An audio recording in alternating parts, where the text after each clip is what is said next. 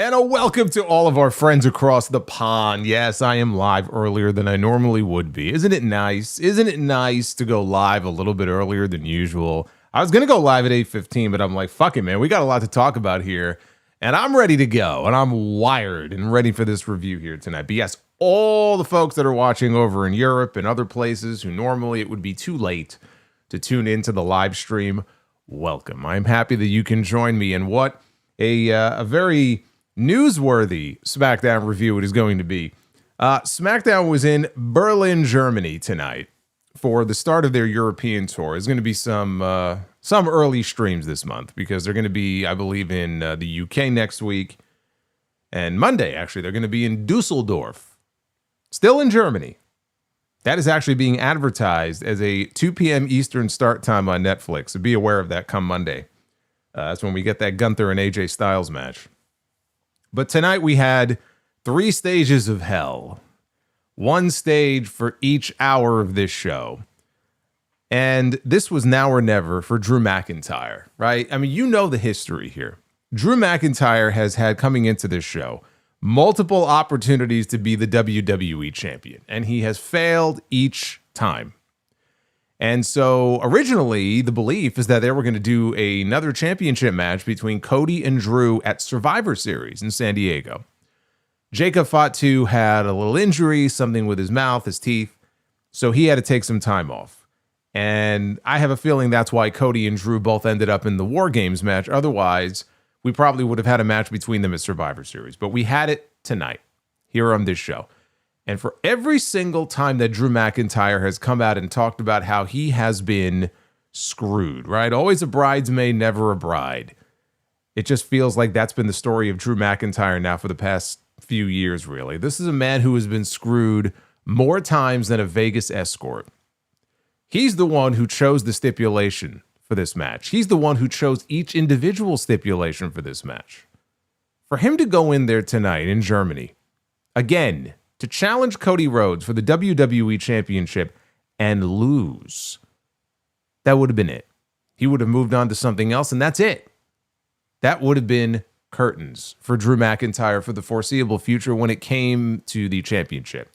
So for him, this was a must-win here, and especially, when you see what happened on Monday night when they played it safe and they kept the World Heavyweight Championship on CM Punk because we had a big title match in Brooklyn on Monday night between Punk and Braun Breaker.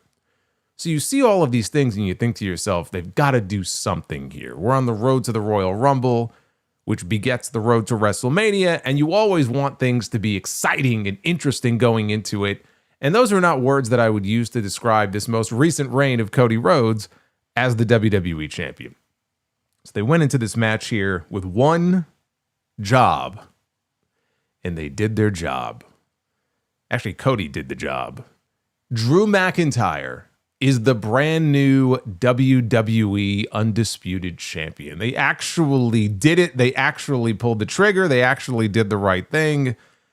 And how's this for a story? Of all the people that Drew has to thank for once again being the WWE Champion, this time, by the way, winning the title in front of actual humans, in front of actual people, and not in an empty warehouse somewhere.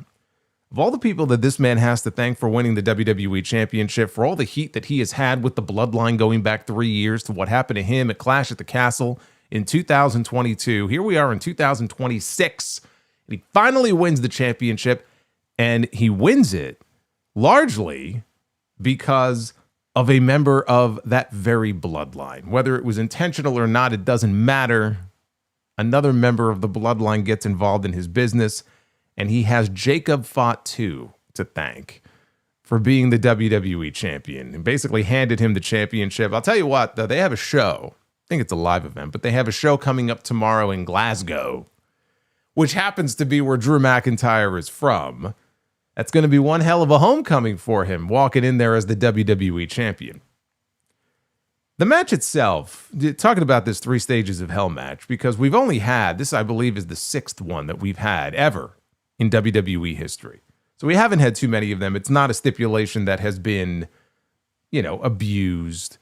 And yes, I know he won the World Heavyweight Championship at WrestleMania 40, which, by the way, he held for 5 minutes. I'm talking about the WWE Championship. This is the title that he beat Brock Lesnar for in that empty warehouse at WrestleMania 36. That's the title I'm talking about. That's the title that he got screwed out of when he wrestled Roman Reigns at Clash at the Castle. So just so you know, I'm referring to that championship, but you are correct. He did briefly win the World Heavyweight title in Philadelphia, and that didn't last very long.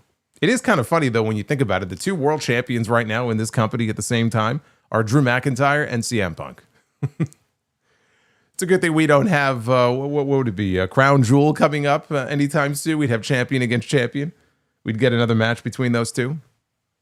The match itself, I like the fact that they made this a 3 stages of hell just because it's not a stipulation we get to see very often, right? It feels kind of fresh.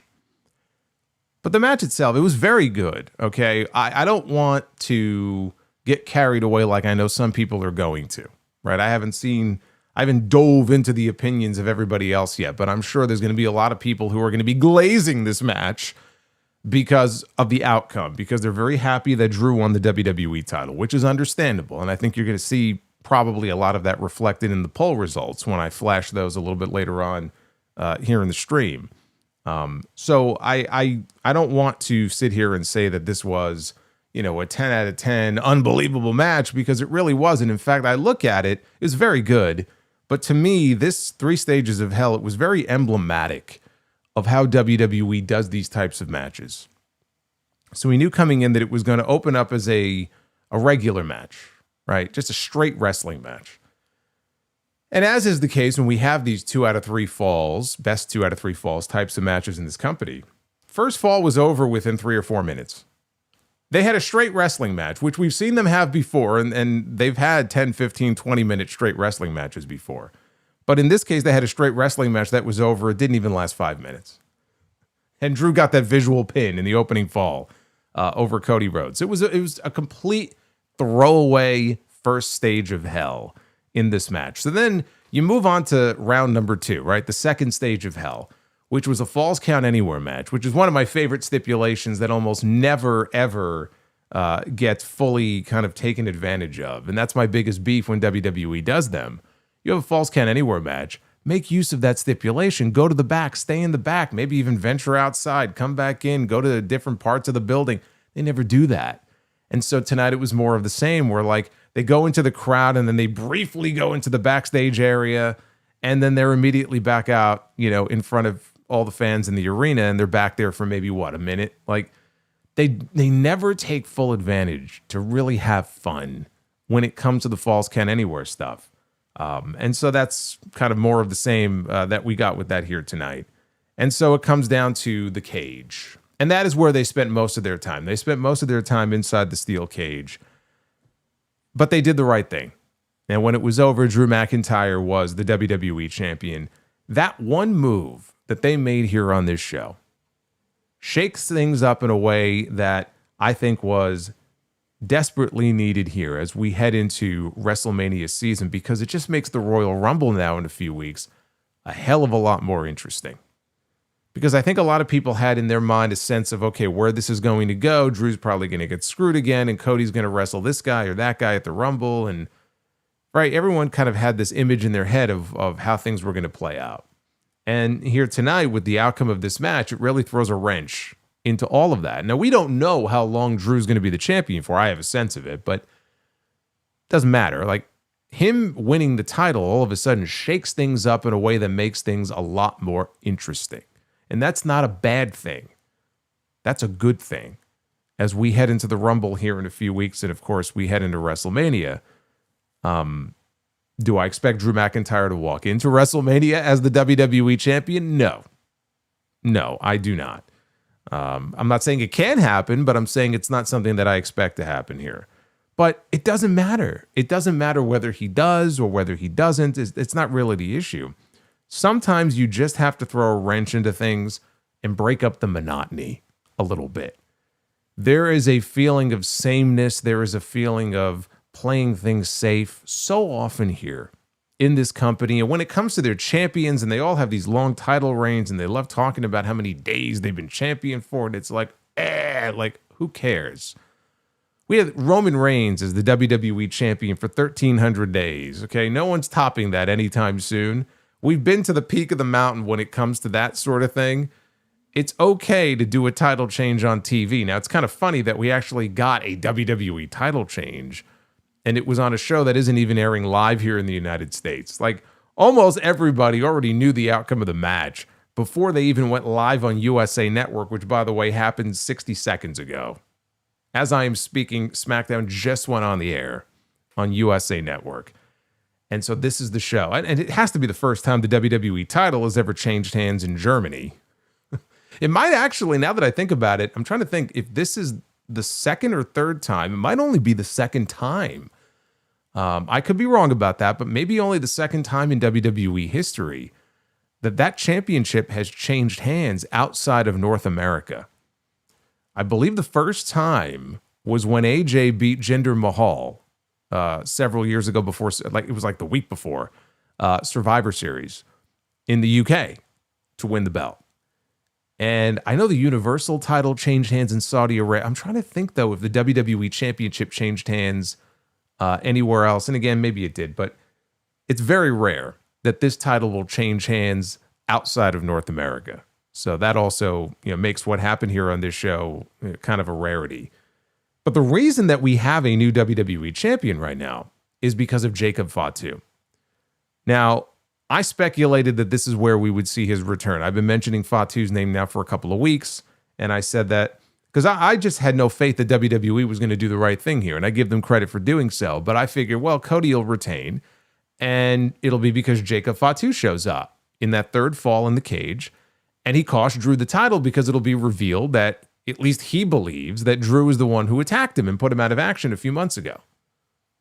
Because we've been waiting for Fatu to come back, right? We keep hearing like he's healthy now and they're just waiting creatively to bring him back. So this just felt like the right place to do it. The way they did it here, though, creates even more questions, because did he attack Drew McIntyre with the idea that he knows or he believes that Drew is the one who attacked him? Or did he go after Cody Rhodes, which he did, because he believes that Cody Rhodes had some involvement in what happened to him a few months ago? So what happened at the end here is that Drew was climbing towards the door. He was crawling, not climbing. He was crawling towards the door. And we have this mystery man in black who shows up. Now, what is it, by the way, about WWE and all of these mystery men? We just had it with War Games a few months ago. But like constantly, they're always dressed from head to toe in black. Do they sell this shit in bulk? What? I don't know. They're always wearing the same shit. So it turns out to be Jacob Fatu. And he attacks Drew and prevents Drew from escaping the cage. Cody Rhodes sees this. Now, Cody Rhodes, he's a noble man, you see, because he has issues with Drew McIntyre. This is his match. This is his fight with Drew. He sees somebody else in the cage in the middle of his match attacking Drew McIntyre, and he can't leave well enough alone. He's got to go over and he's got to grab Jacob. What are you doing? So Jacob turns around. He starts going after Cody. Now, was he attacking Cody because Cody put his hands on him? Or was he attacking Cody because he thinks in his head, hey, maybe Cody is the one who put me out of action? I don't know. And so they fought off to the opposite side of the ring. That allowed Drew then to, like a little sneaky bastard that he is, to crawl out of the cage. That's how the WWE Championship changes hands here. Escaping the cage. Jesse Ventura would be very disappointed. If he was on commentary, he would be reading them the riot act right now. How are you going to have a title change on escaping the door through the door? That's stupid. Fucking love Jesse. But that's how it went down. Jacob Fatu played a very important role here in the finish of this main event. What I love about it is it immediately vaults him into the main event picture on SmackDown, which is where he belongs.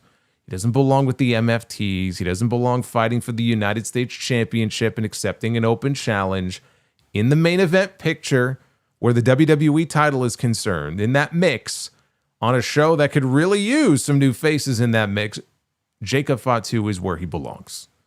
Everyone's talking about Obafemi. Everyone's talking about Braun Breaker and all these other talents that are being called up to the main roster. And I feel like some people have forgotten about Jacob Fatu and how over he is with the audience and what this guy really can do bell to bell inside the ring. I feel like we still haven't really fully seen what Jacob Fatu can do in the ring. 2026 needs to be his year. He deserves to be in that same conversation. He needs to be in that mix automatically based on what we just saw here. He's in that mix. He's in that mix with Cody. He's in that mix with Drew and anybody else, Randy Orton, anybody who might be fighting for that championship. That's where he belongs. So I was very happy to see that. But the question now is like, what does this mean in terms of like who done it? What does this mean now in terms of who attacked Jacob Fatu? Maybe they're going to milk this for a while. Maybe they're going to milk it and they have some other name in mind that we're not even thinking about. Drew McIntyre would be the low-hanging fruit. That would be the easy response, right? Oh, yeah, it was Drew, even though Drew has denied it time after time after time. Is it Cody Rhodes? When I floated that as a possibility a couple of months ago, I did so with an eye towards a possible Cody heel turn this year. And I actually think that there's a very good chance we'll get it this year. I don't know when. I don't know. Maybe they won't do it. Maybe they'll get cold feet. The way Vince always got cold feet when it came to John Cena, even when Cena thought he was going heel. But I think after tonight, the building blocks are certainly there if they wanted to pursue a Cody heel turn come WrestleMania time or sometime maybe closer to the summertime, maybe. I don't know. It's certainly a lot more likely this year than it was last year when there were people who were crowing about there were people crowing in 2024 about Cody turning heel, which would have been ridiculous. But I do feel like now when you have people like Fatu and others who are ready to step up, it at least becomes a little more realistic. If you wanted to turn Cody, like if I were running WWE, I would be very hesitant to do that because Cody is like this generation's John Cena for this company. He's that face of the brand. He's that guy going out doing all the media. He's that guy going out there doing Make-A-Wish and all of these different things. He's a great corporate champion. But just think about it. A great corporate champion, right? He could be a great heel in that same role. And if I were running WWE, I would be a lot more open to a really great creative idea if somebody pitched one, if it meant turning Cody, just because I do feel like now they have other people who could step up. So is that the way things are going to, turn out? Are we going to end up finding out in the end that Cody had something to do with what happened to Fatu? I don't know, but I'm certainly not against the idea. I'll tell you what it does mean, though, in the short term. It means that Cody Rhodes is going to be in the Royal Rumble match.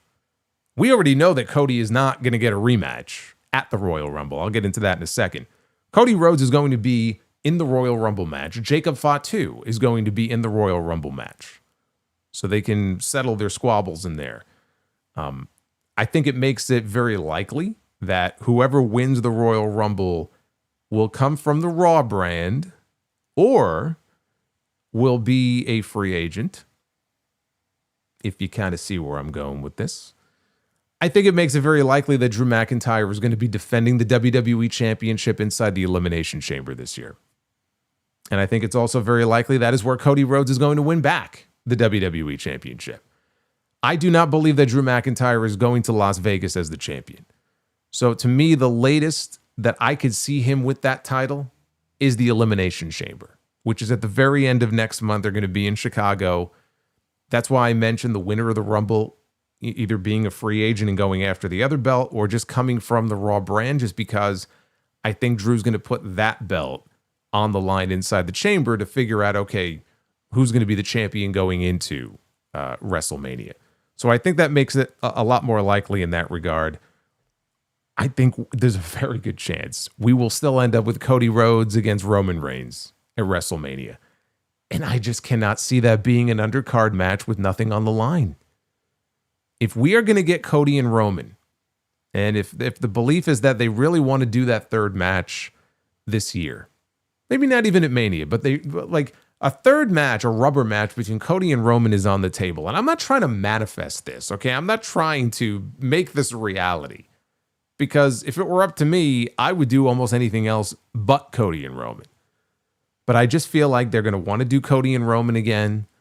And if they do it, this ain't Austin Rock 3 at WrestleMania 19, where they had an undercard match with nothing on the line. They had an undercard match with nothing on the line because Austin was retiring. Because nobody knew that. It's just hard for me to envision them doing that match without the title on the line. So I feel like all roads, no pun intended, all roads probably still lead to that match. That's probably still the likeliest path to Las Vegas. The reason I say Cody, we know, is not getting a title shot at the Rumble is because Nick Aldis on SmackDown made a very newsworthy announcement that next week in London, as the European tour continues, they are going to be having 4 qualifying matches. And those 4 qualifying matches are as follows. Randy Orton is going to be wrestling The Miz. Matt Cardona is going to be wrestling the other new face on SmackDown in Trick Williams, who actually made his in-ring debut tonight. Damian Priest is going to be wrestling Solo Sikoa. Oh boy. Can't wait for that one. And Sami Zayn, and actually I can't wait for this one. Sami Zayn is going to go one-on-one with Ilya Dragunov. And we've seen these two in the ring before, so we know what the two of them can do together. The winners of those 4 matches will then advance to a fatal 4-way match at Saturday night's main event, which is airing the week before the Royal Rumble. Whoever wins that fatal 4-way match will challenge Drew McIntyre at the Rumble for the WWE title. And so you look at the names that we have here in these qualifying matches, and what I think we're looking at is a fatal 4-way with Randy Orton, Sami Zayn, Damian Priest, and Trick Williams. 2 weeks in a row now, we have seen Trick Williams interrupt Sami Zayn and Randy Orton on promos. So naturally, he will find his way into that match. The only question is, do they actually want to have like another heel to even things out? And do they put Solo Sikoa over Damian Priest? I don't see that. I mean, Jesus Christ. I mean, if they have Aleister Black show up and cost Damian Priest, but I mean, that feud needs to be over and done with. So let's assume that's not going to happen. Solo Sikoa has his own issues with the Wyatt Six. It's going to be Damian Priest, right? So those are going to be your 4, I think, in the 4-way match. And I think what we're looking at here, if you pay attention to what Sami Zayn has been talking about on TV the last couple of weeks, I think we're looking at Drew McIntyre and Sami Zayn in Riyadh, in Saudi Arabia, at the Rumble for the WWE Championship. I don't see them doing that at WrestleMania, but I do think having Sami in a big title match in Saudi is the sort of thing that they probably would want to do, to have like a big title defense on that show and have the fans there really rally behind Sami. Oh my God, can you imagine if Sami finally wins the big one and he does it in Riyadh, right? It was a huge moment for him because he was literally on SmackDown tonight talking about how he kind of sort of hopes that Drew wins tonight, just so that he can then wrestle Drew and beat the one guy that everybody knows he's never been able to beat. And in doing so, imagine then he also wins the WWE title, right? How great would that be? He picked Cody to win. He thought Cody was going to win, but he said, I kind of want Drew to win. So I think that's the match that we're going to get. I think it's going to be Drew and Sami. Honestly, nothing else really mattered on this show in the big picture because, I mean, it could have been a terrible show otherwise, and it still would get a thumbs up just for the fact that they put the title on Drew McIntyre. But it wasn't a terrible show. It was actually nice to see some of the new faces being built up. Or in the case of someone like Carmelo Hayes, someone who has largely been spinning his wheels for over a year now, finally get the spotlight that he deserves. Finally get a real push, a serious, sustained push here on this show. Trick Williams got his first win on the main roster. Jordan Grace, who is officially on Friday nights, she got her first win here on SmackDown. And Carmelo Hayes, he picked up another win in the U.S. Title Open Challenge. So there were other things that happened, believe it or not. Let's talk about it. This is your Friday Night SmackDown review for January 9th, 2026. I am the Solomonster. Thank you very much for joining me a little bit earlier than usual here on the channel, but that's okay. Again, we're going to have some earlier streams in the next couple of weeks with the European tour going on. Using my trusty ExpressVPN, I had no issues. I had no streaming issues. I had no buffering issues. I connected to my Canadian server, and I was able to watch SmackDown in full from 2 p.m. to 5 p.m. It was very nice. Got a little code for you down in the description if you are still VPN-less. I don't know why you would be. I've only been telling you about it for over a year now. They go on these European tours every few months. It's like a godsend to be able to watch these shows early. We are getting very close About 100, actually less than 150 subscribers away, maybe 120 from 90,000 here on the channel. So we're going to hit it pretty early this year. Thank you very much for that. So please go ahead and like and subscribe. Super chats are open. And so you see them popping up on your screen here. And as these messages come on in, I will be reading them a little bit later on here in the stream. Let me bring up the chat here. The chat disappeared on me. So while I do that, I did want to mention one thing about the live crowd. You know, these international crowds, they do tend to be very lively and very active and very energetic. This was not like a UK crowd where they have all these songs that they sing and you know, all that kind of stuff. And again, maybe it was different for the people who were there live in the building. I was actually a little surprised, honestly, by how tame the crowd in Berlin sounded. At least that's how it came across on TV. They were very quiet for large parts of the show. So, I mean, they were fine in the main event. They obviously were into the title match, but quieter than I thought they would be. Quieter than I thought they would be were the German fans here tonight. But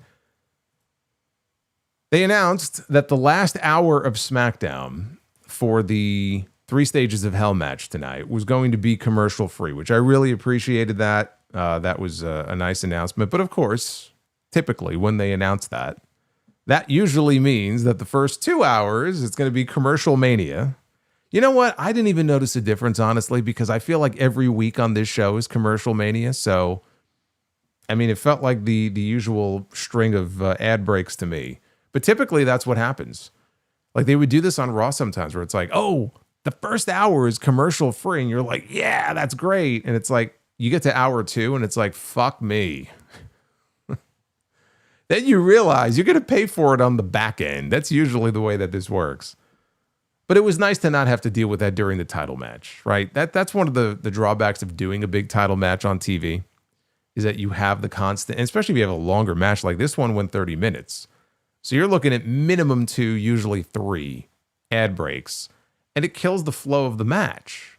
You know, again, unless you're watching with a VPN. But even then, though, like when they know they're at commercial, nothing terribly important is going to happen.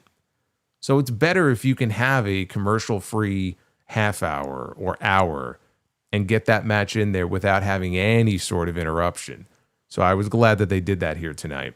But Randy Orton was out to the ring to open the show, and before he could get much out on the mic, he was interrupted by the newest addition to the SmackDown roster, that being Trick Williams. So he made his way out to the ring, interrupted the veteran last week in Sami Zayn, and he interrupted the veteran here this week. So he comes out and he says, you know, he's 6'5", 250 pounds. He's got 8 abs, and he's going down the list and telling Orton, you know, you better do the math. He said, this isn't 2006. This is 2026. Goes, let's talk about it.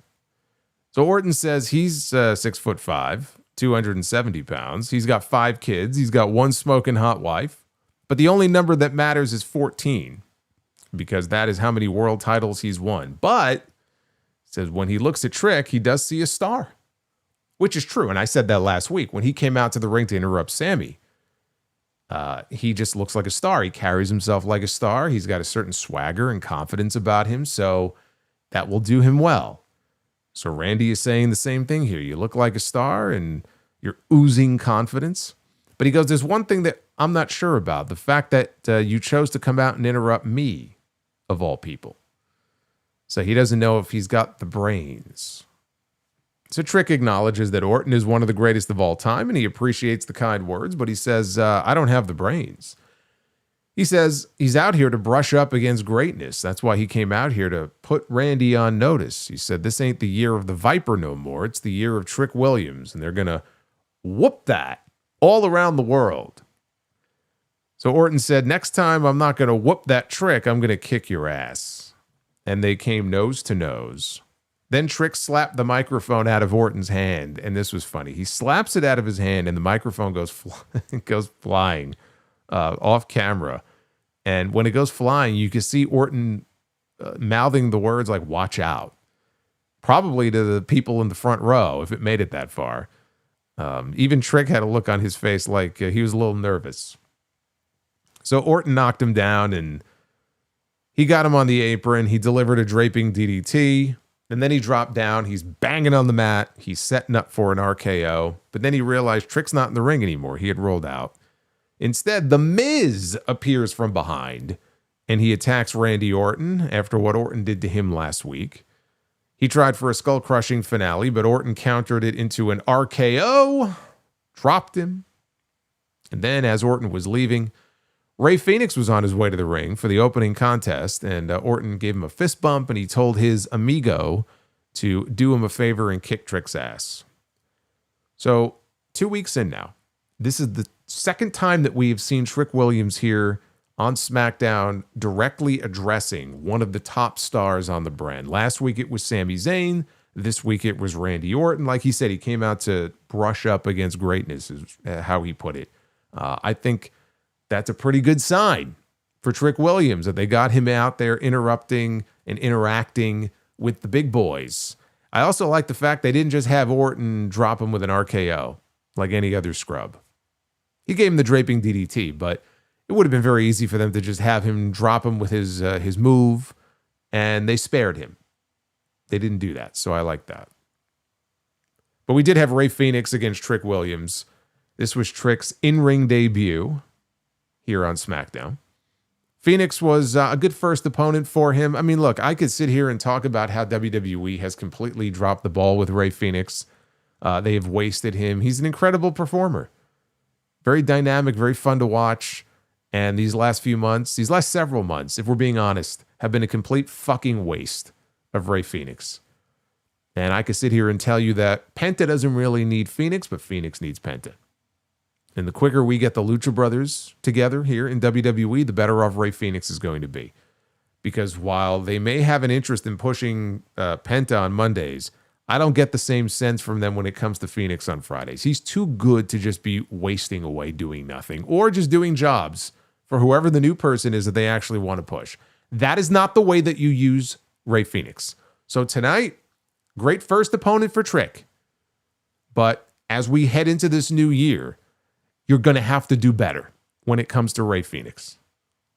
Going to have to do better. Because if this just continues on for months and months, where he's either not on the show, or now that it's 3 hours, maybe we'll see him a little more often, but he's going to be on job duty to put other people over, he would have been better off staying under contract with Tony Khan and not even leaving AEW. He would have been better off staying there. So that's the one thing that does kind of irk me here is the usage or lack thereof of Rey Fenix here on this show. There's no reason for it.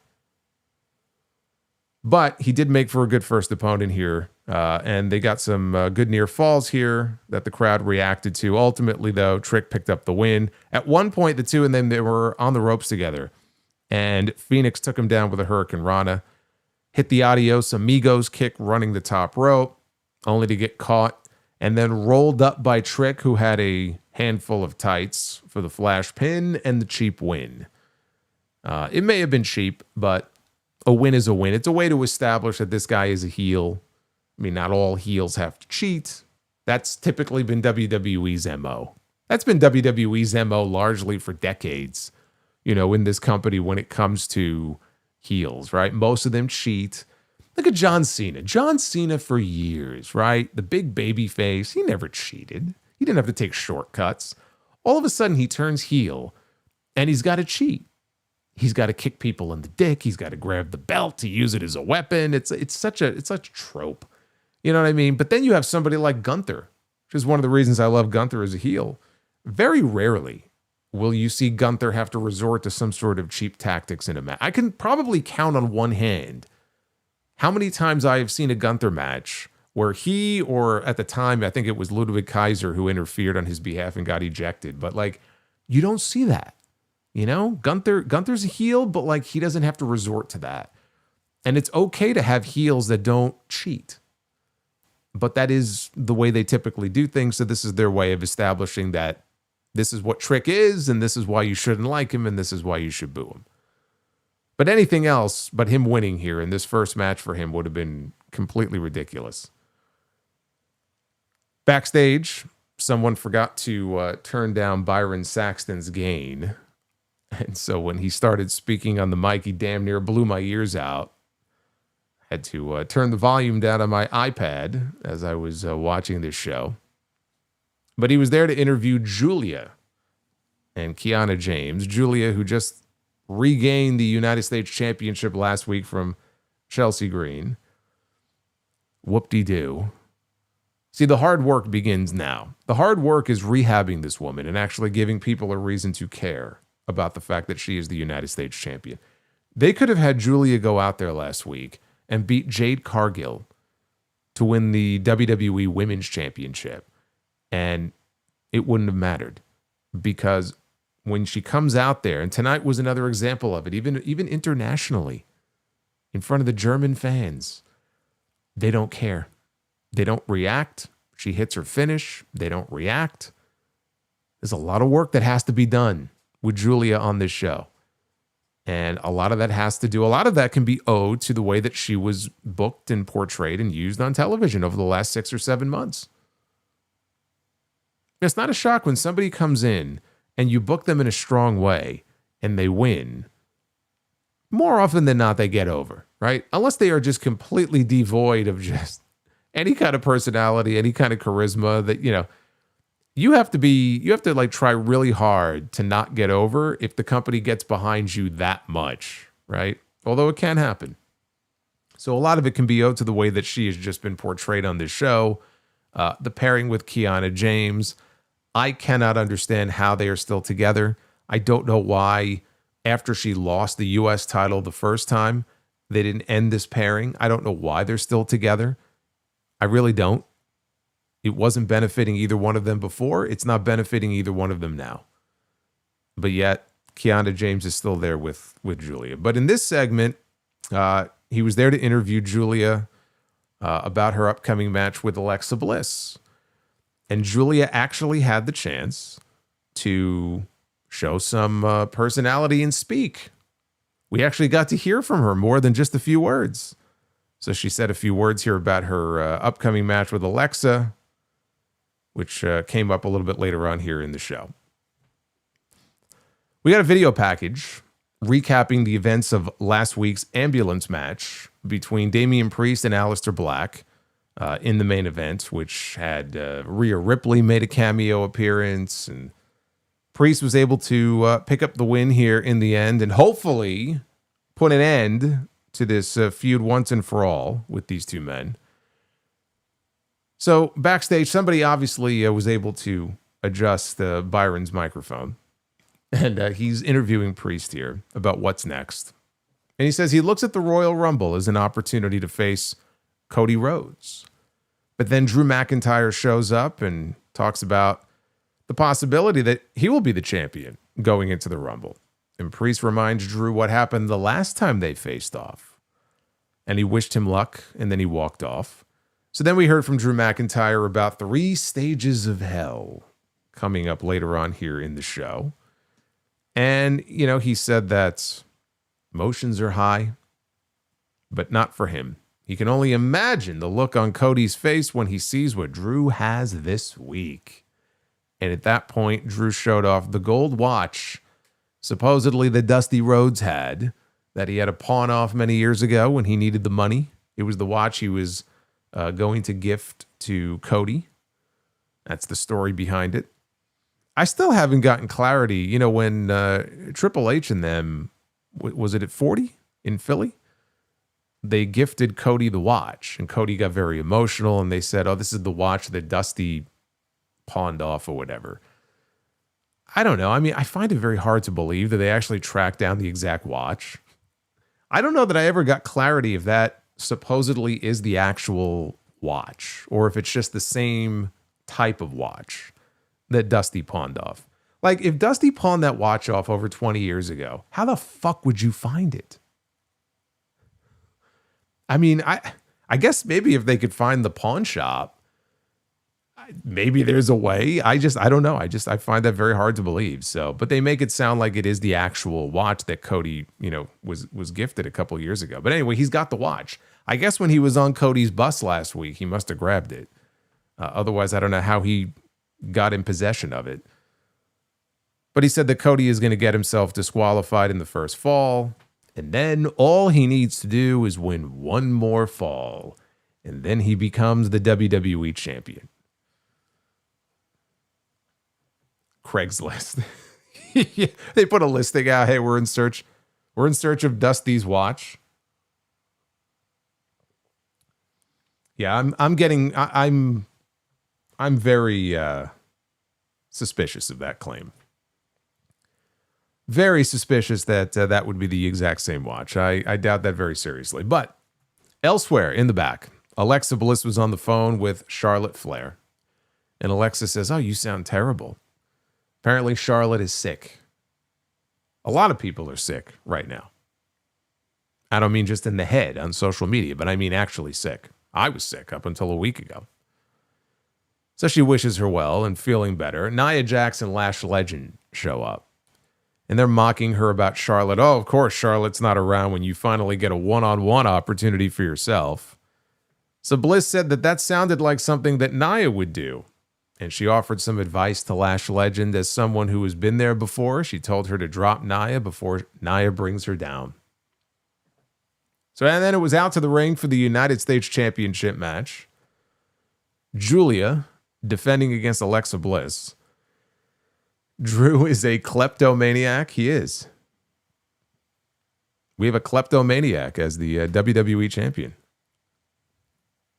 I don't know. Better a kleptomaniac, I guess, than a pyromaniac. We've had those too in this company.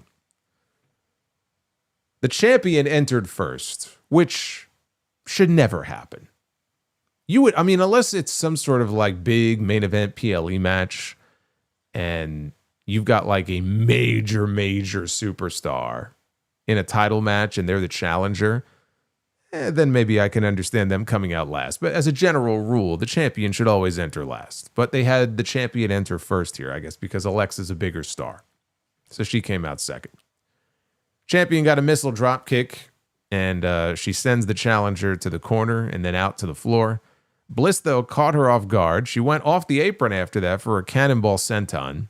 Nobody was home, and Giulia was in control as they faded out to a commercial.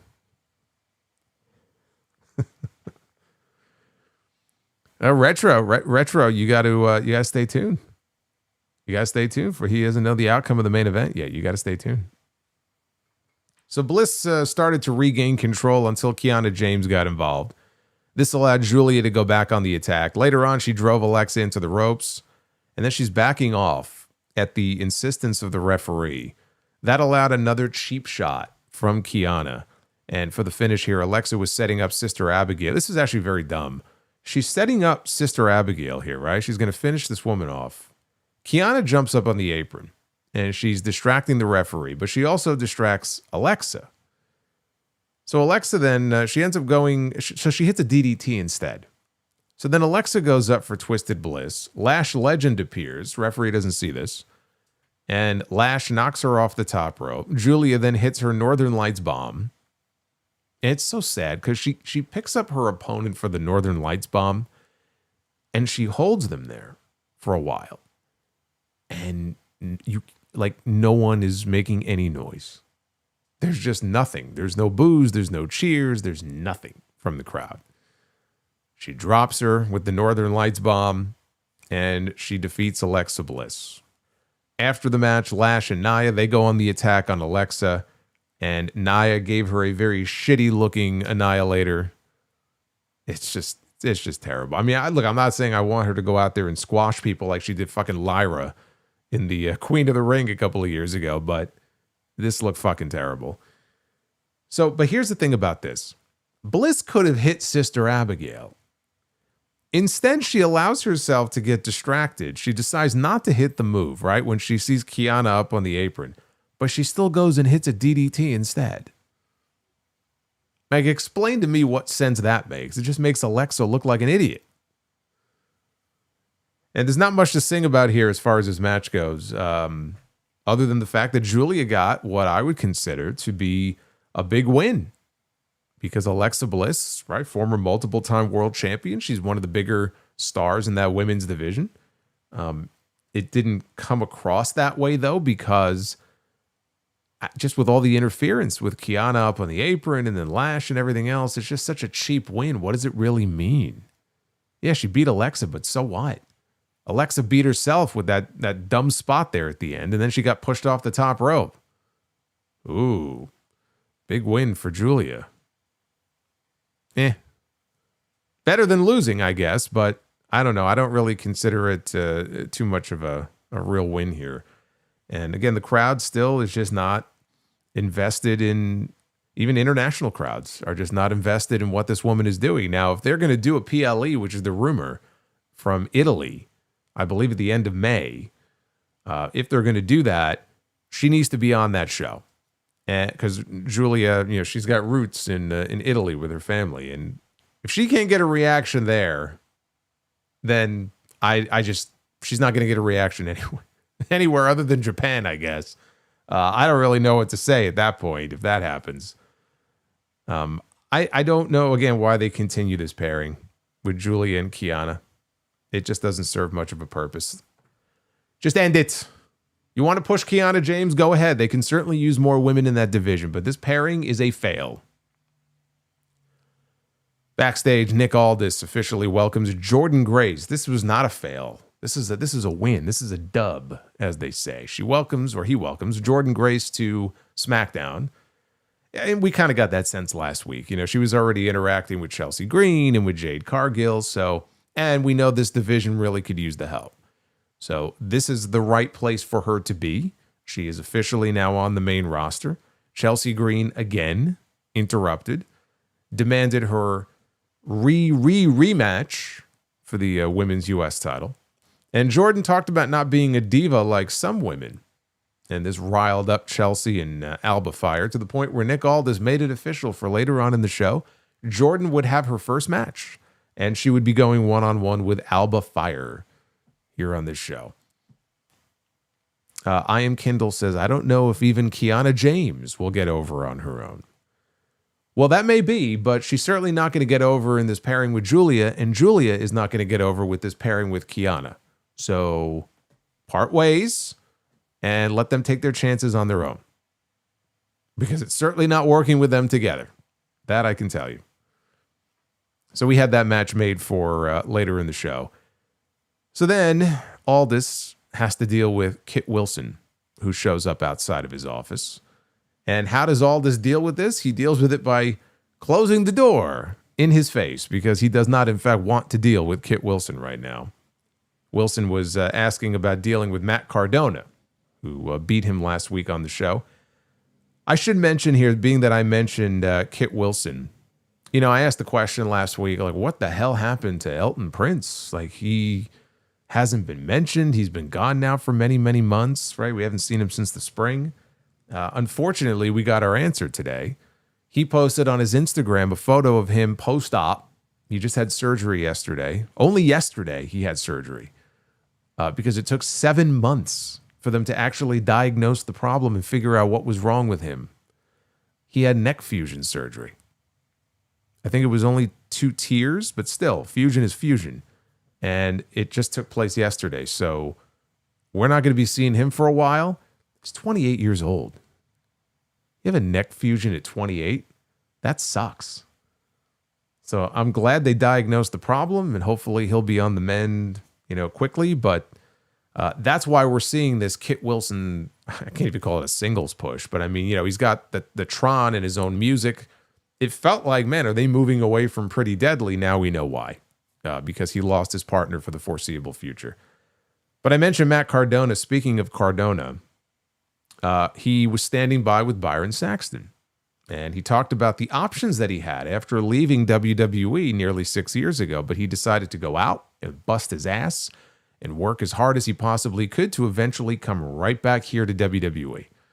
So he turned his attention. He spotted someone. He goes, excuse me. And he walks over, and it's Cody Rhodes, his old friend.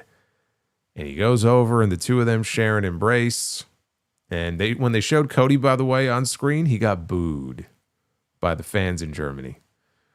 So Cardona said that I'm not just back to be back. I'm back to get that title. And Cody said, well, once I get past Drew McIntyre tonight, I'll think it over. About that. About that, Cody. Looks like the neck demon is taking over for the shoulder demon. Yeah, I feel bad now because I said the shoulder demon needs to just take a holiday and go away for a while. And now I feel like, I don't know, I kind of feel responsible now. Shoulder demon went away, and now the neck demon has returned. What a tag team they would make, huh? Shoulder demon and the neck demon. We had an 8-man tag team match, speaking of demons, with Solo Sikoa and the MFTs against the Wyatt 6, or 4, as it were. It was Uncle Howdy, it was Joe Gacy, Dexter Lumis, and Eric Rowan. So the heels got heat on Gacy for a while, until Rowan tagged in. Fans cheered for the big guy. MFTs rushed into the ring. Rowan took out each one of them until Tala Tonga, the tallest of the Tongans, he stepped into the ring. And we got a hoss battle between the two big guys. They traded shots back and forth until a headbutt from Tala Tonga sent Rowan to a knee. Tonga then hit the ropes, but he got caught with a forearm shot by Rowan, who hoisted him up onto his shoulders, but Tonga broke free and he hit a clothesline. Two of them then laid each other out with a double clothesline. Uncle Howdy and Solo Sikoa, they got up on the apron, and the two giants crawled over to their respective corners to tag in their respective group leaders. Solo went for the Samoan Spike. Howdy, though, countered with a Uranagi. So he goes for Sister Abigail, but Solo broke free, and he got a tag to Tama Tonga. So then Tama takes a Uranagi as JC Mateo tries to get involved. He takes one, too. But before Howdy could do anything else, he's distracted by something outside the ring. And what he is distracted by is the sight of Solo Sikoa in the aisle holding up the lantern. This distracts Uncle Howdy long enough for Tama Tonga to hit his hidden the cutthroat. I'm sorry. Is that what he calls it? He hits the cutthroat and he pins Uncle Howdy. Yes, Uncle Howdy is doing jobs here. But then again, so did Bray Wyatt. It's not, let's be honest here, it's not like they did a whole lot to protect the mystique of Bray Wyatt either, or the fucking Fiend for that matter. So why should Bo Dallas be any different? Uncle Howdy takes the pin. I'm pretty bored by all the MFTs Wyatt stuff anyway. If you were to tell me that you're actually excited by this, you're lying. I'm sorry. I don't believe you. I think you're lying through your teeth. What is exciting about this? It's something for them to do. It's in the middle of the card. It's away from any championship. Well, I can't say that, but it's away from the world championship at least. So I'm not saying like just, fire all these guys, right? You got to put them somewhere. I'm just saying like what they're doing with these two groups is not exciting. It's not exciting. It's not interesting. It's not fun. So they go out there and they have these matches and it's fine, whatever. It's okay. But I'm just like, okay, can we just kind of wrap this up so we can move on to the next thing here on this show? The story with them is very thin. If there was some sort of story that was actually kind of interesting here, I might feel differently about it. I have nothing personally against any of these people, but there's just nothing. It's just very hollow. And so this is what you end up with, unfortunately. But Tama Tonga getting the win is very interesting because how many times in the last few months have we seen him eyeing the U.S. title? Right? How many times did he bump into Sami Zayn or Ilya Dragunov or whoever the United States champion might be, and he'll look at them or he'll grunt at them, right? Because we know he's been targeting that title. He just hasn't gotten a shot yet. Him getting the win here and not Solo, who, by the way, is in a qualifying match next week to potentially wrestle for the WWE Championship. They didn't give him the win here. They gave Tama Tonga the win here. So I think there's some significance to that. I'm sure that was done with that thought in mind.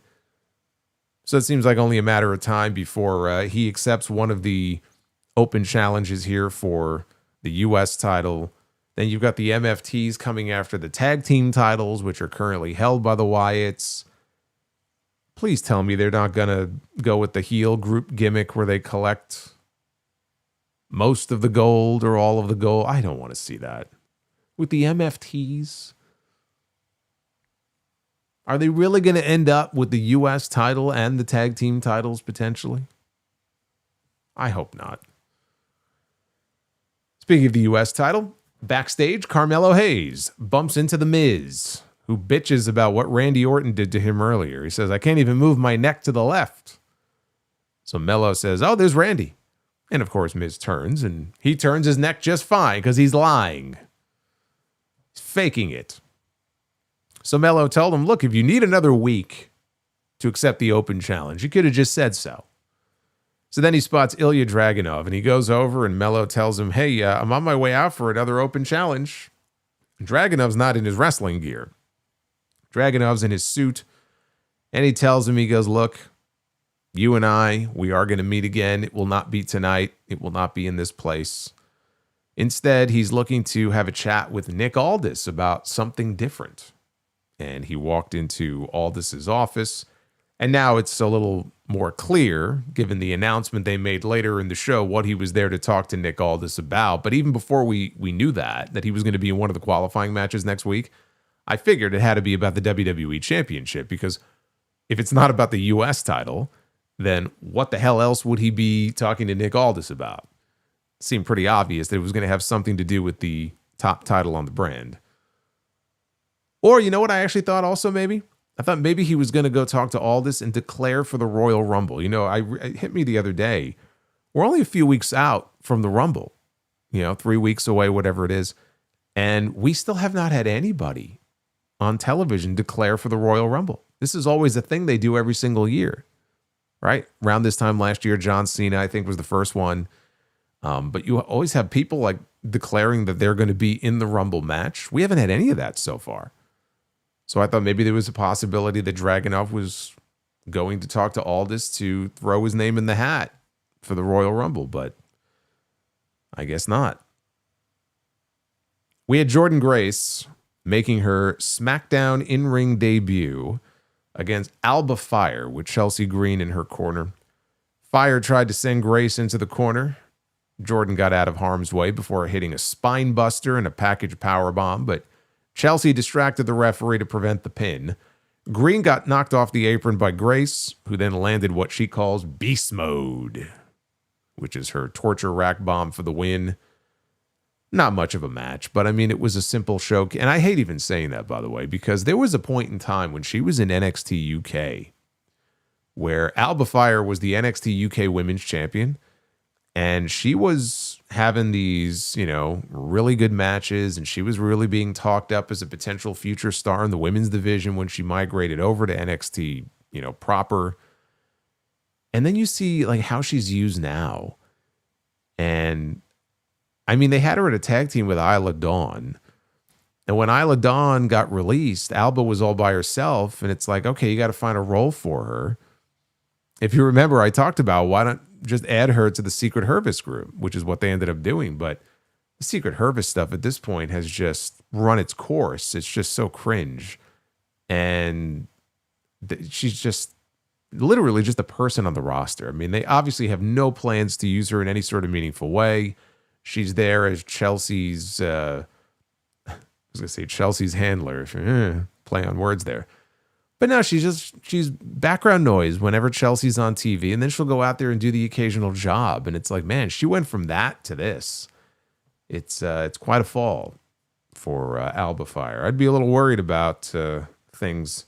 I don't know, with TKO and everything, I'm sure they're going to continue their waves of adding new people to the show and getting rid of others. And I don't know, when you're someone on that roster who just isn't really doing anything of any real note, it just feels to me like, how do you not feel like you're like not on the bubble? You know what I mean? It has to be something that goes through their minds. If you're someone who kind of falls into that category, like, man, they don't have me doing anything. This is not a position that I want to find myself in. That's the position that Alba Fire finds herself in, which is not a good place to be.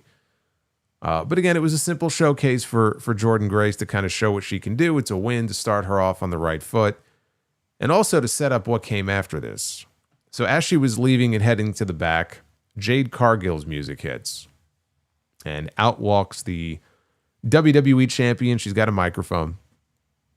She asked Grace if she thought she was special before saying that she's on Jade's show now.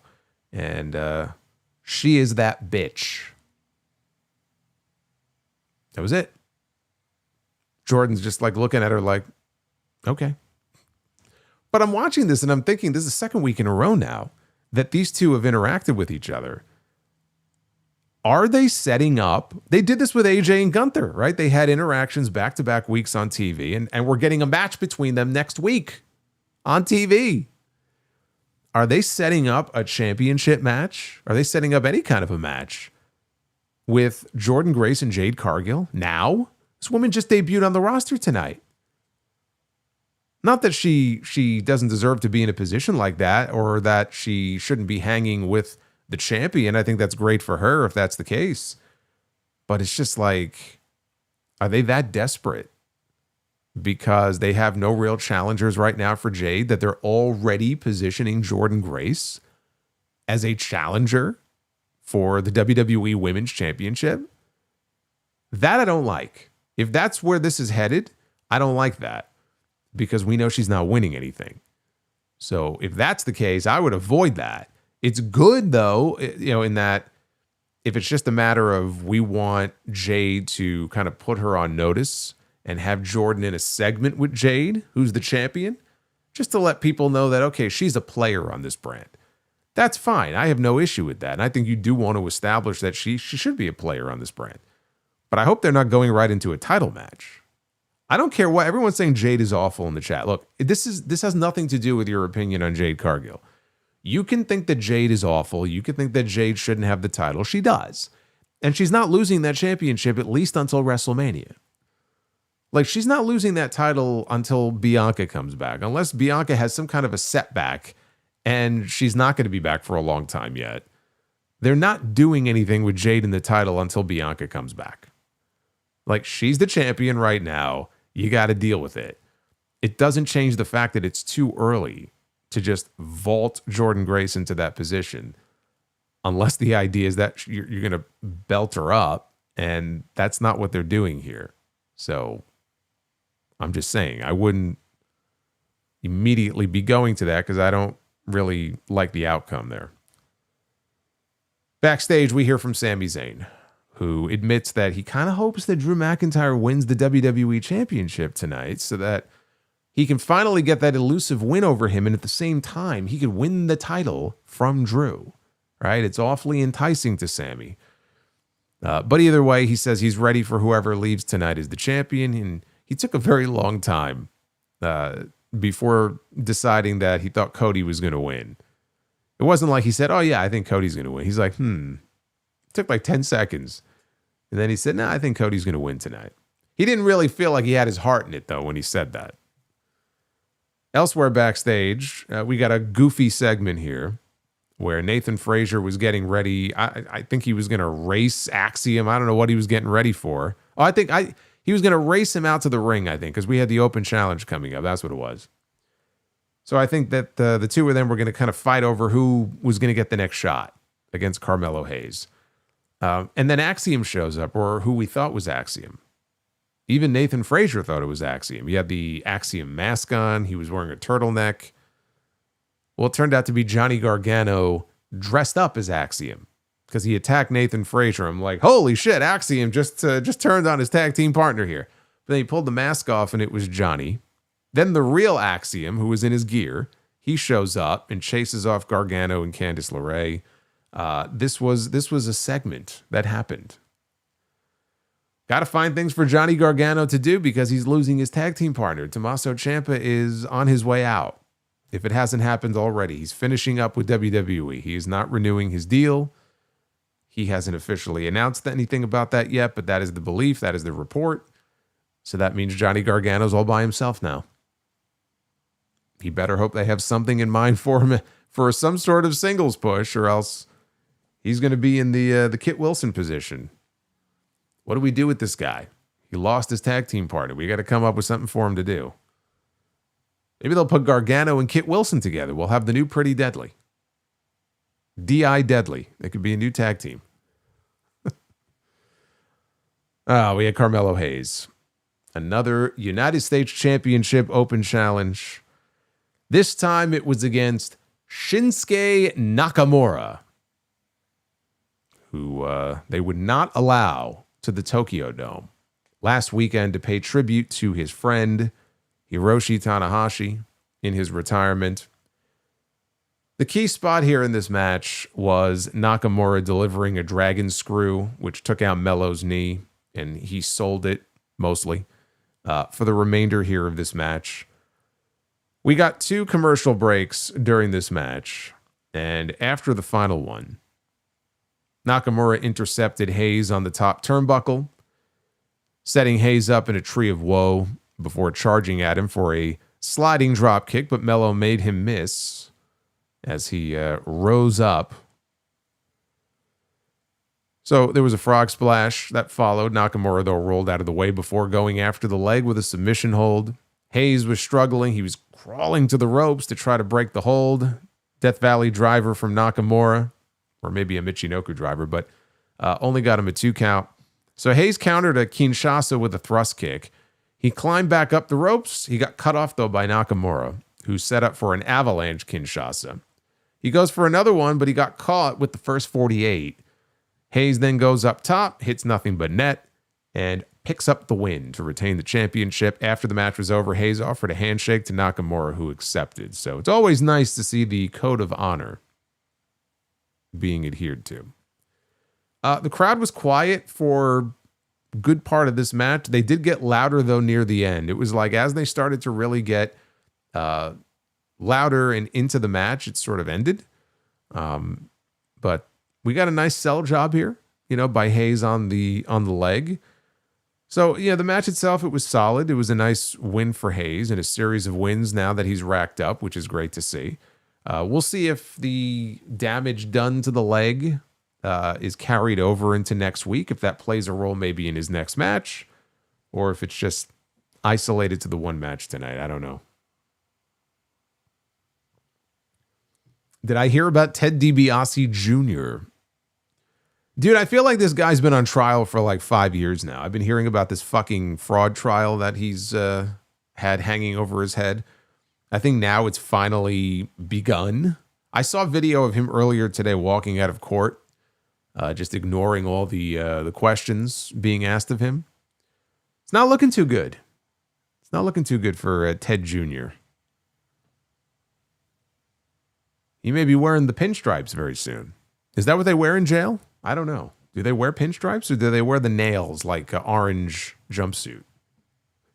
I don't remember from my last prison stint. You'll have to forgive me, but whatever they wear, he may be wearing that very soon. So as we began the commercial-free final hour of this show, this is where we got the pre-taped announcement from Nick Aldis about how they are going to decide a number 1 contender for the WWE Championship at the Royal Rumble. And what they're going to do, just to reiterate what I said earlier, is they're going to be hosting 4 qualifying matches next week on the show in London. I believe they're in London. And the 4 qualifying matches are going to be Randy Orton against The Miz, Damian Priest against Solo Sikoa, Matt Cardona against Trick Williams, and Sami Zayn against Ilya Dragunov. The winners of those 4 matches will then advance to a fatal 4-way at Saturday night's main event the week before the Royal Rumble, and the winner of that will challenge whoever the champion is in Riyadh at the Rumble. So that is how they are handling that situation. We'll have more on that here in a second, because right now we got to talk about the main event. It's time for 3 stages of hell in this commercial-free final hour of the show. For the WWE Championship, with Cody Rhodes defending his title against Drew McIntyre, first in a straight wrestling match. Oh, that sounds hellish to me. Then a Falls Count Anywhere match, and then, if necessary, a steel cage match. So Drew entered first, and he was wearing Dusty's old gold watch around his wrist. There were audible boos for Cody Rhodes when he made his entrance. Of course, they all did the whoa because they're a bunch of hypocrites, but mostly boos, I would say, for Cody as he came out to the ring. And actually, they booed both guys during the introductions in the ring by Alicia Taylor. It was pretty even. Like, Drew got a mix, but I would say mostly boos. And Cody also got a mix, but mostly boos. I don't think these people liked any of these guys. I don't know if they liked anything on this show. So they ended up outside, and Drew threw a chair down at Cody's feet. And he was trying to goad him into using it because he wanted Cody to get himself disqualified so he would win the first fall. Cody didn't take the bait. So Cody hit a Cody cutter early on here, but he only got 2 out of it. And then more boos from the German fans. Drew was holding on to the top turnbuckle as Cody had a waist lock. And he's trying to pull Drew out of the corner. And the turnbuckle pad comes flying off. So referee Jason Ayers, he goes to put the pad back on. Drew, though, catches Cody with a low blow, which the referee does not see. And then he drops him with a Claymore kick, and he pins him to win the first stage of hell. Just like that. 3.5 minutes. That's how long this opening fall went. I don't know why they do this all the time. Almost to a T with every single type of match like this. 3 stages of hell, 2 out of 3 fall, whatever it is. The first fall, 3 minutes, 4 minutes, boom, done. It's like, why even bother? Why even bother if you're not going to have more of a struggle in the opening? I understand, like, you got 2 other falls, so it can't go like 12 minutes. But like, can we really like not follow the same formula for every one of these fucking matches? Just once. But Drew got his visual pin on Cody. So if you figured at this point that Cody was still going to end up winning the match, it's like, well, at least I got Drew on film here actually pinning Cody Rhodes. Maybe that's the reason they did this match this way in the first place. But Drew wins the first stage of hell.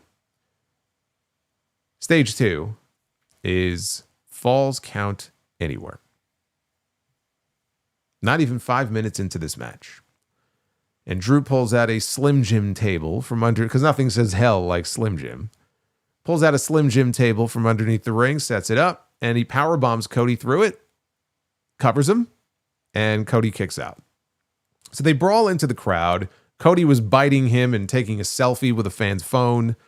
They ended up backstage. I'm like, all right, yeah, yes, yes.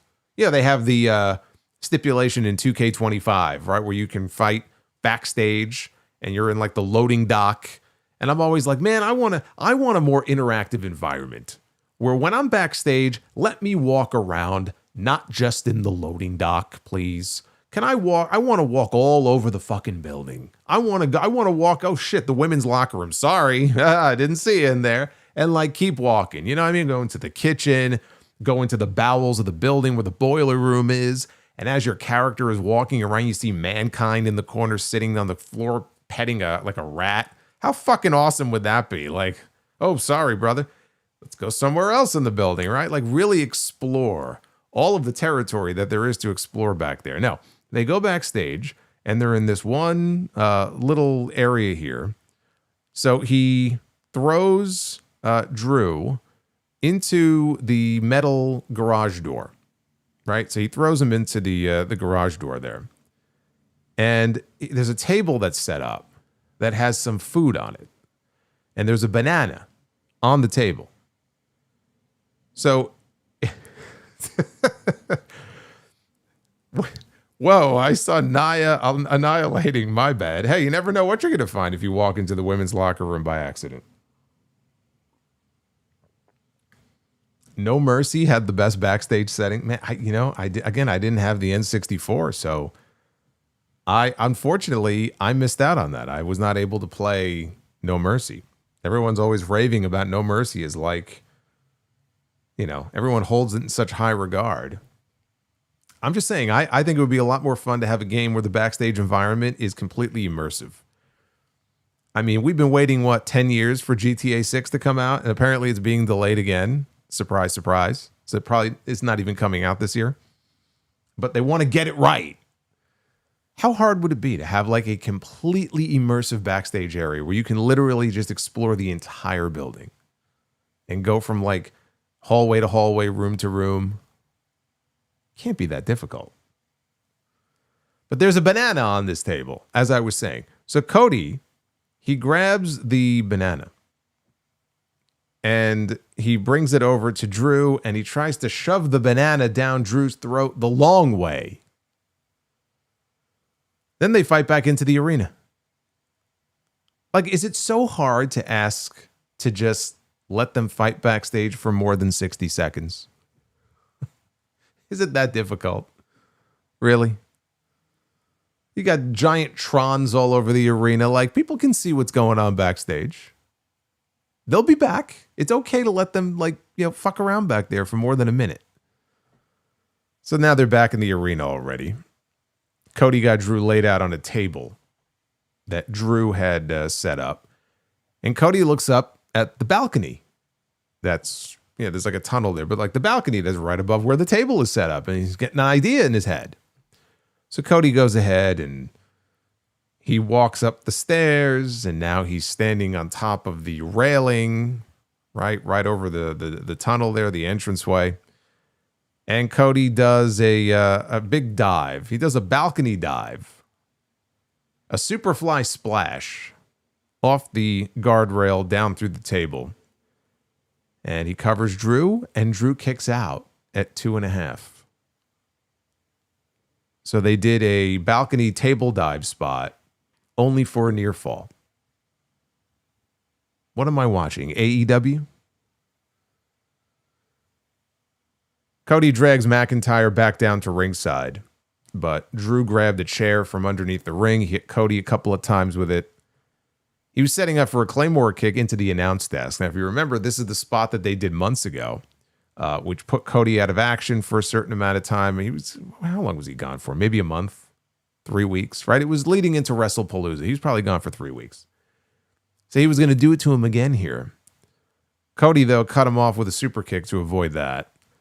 Then Cody cleared off the announce desk, and he set him up on top of the desk for Crossroads. And he hit it through the announce desk, which collapsed. Cody covers him for the 3 count. So Cody Rhodes wins the second stage of hell here in this match. And Alicia Taylor announces the third stage is about to commence. That is the steel cage match. Oh, boy. Drew eats bananas the long way. Tonight he did. Well, Cody did. What do you want from my life? I'm just reporting to you what happened here on this show. Cody took the banana and he shoved it in Drew's mouth the long way. And Drew choked on it and coughed it up. It was too much. Too much banana.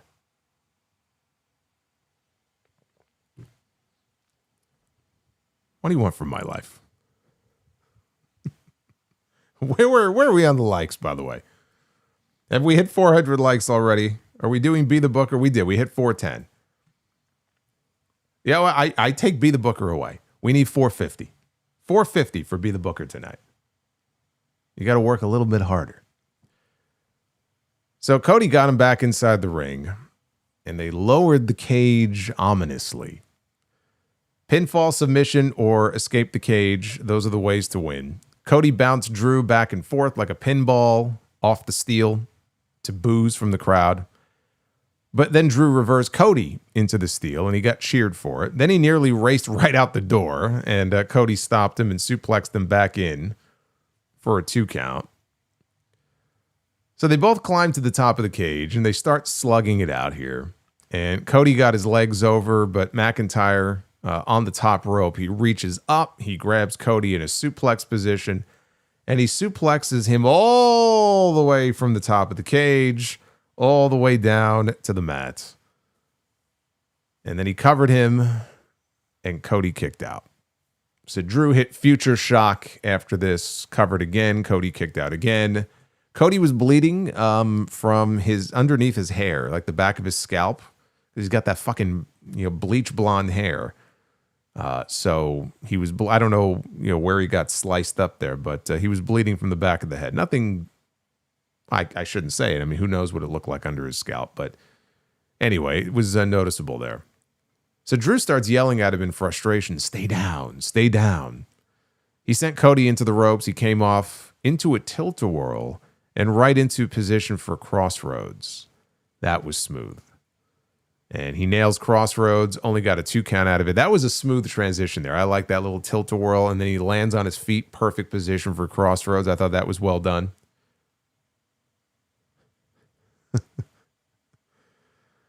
I'd love to know what a Solomonster heel turn looks like. I think you just saw it. I raised the goal from 400 likes to 450. I think I'm the biggest heel right now in this entire chat. So we got the yay boo spot with these two guys back and forth, and it degenerated into a slugfest. Snap power slam by Cody for a 2 count. Cody with the springboard off the middle rope into the Cody cutter, and again, only for 2.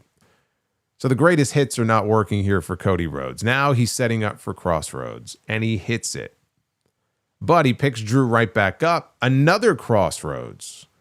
Now another, but no, Drew rakes at the eyes. So now Cody is blind, but he comes charging into the corner, and instead he slams face first into the exposed steel in the corner from the unprotected turnbuckle from earlier in the match. And Drew connects with a Claymore kick. He covers, and Cody kicks out. So that was a good near fall there. I think that was convincing enough for some people. So now Drew begins climbing slowly. Cody gets up. He grabs one leg. He starts biting him right on the calf. He's biting this man. Cody climbs up on the top of the cage with him. And again, they're slugging it out. Cody knocks him back down inside. And then Cody and this was like the big high spot of the entire match here. Cody Rhodes he's inside the cage now. He's kind of like hanging on, but he is basically right there at the very top of the cage. He's like crouched, right, with his legs. He's going to spring off the cage.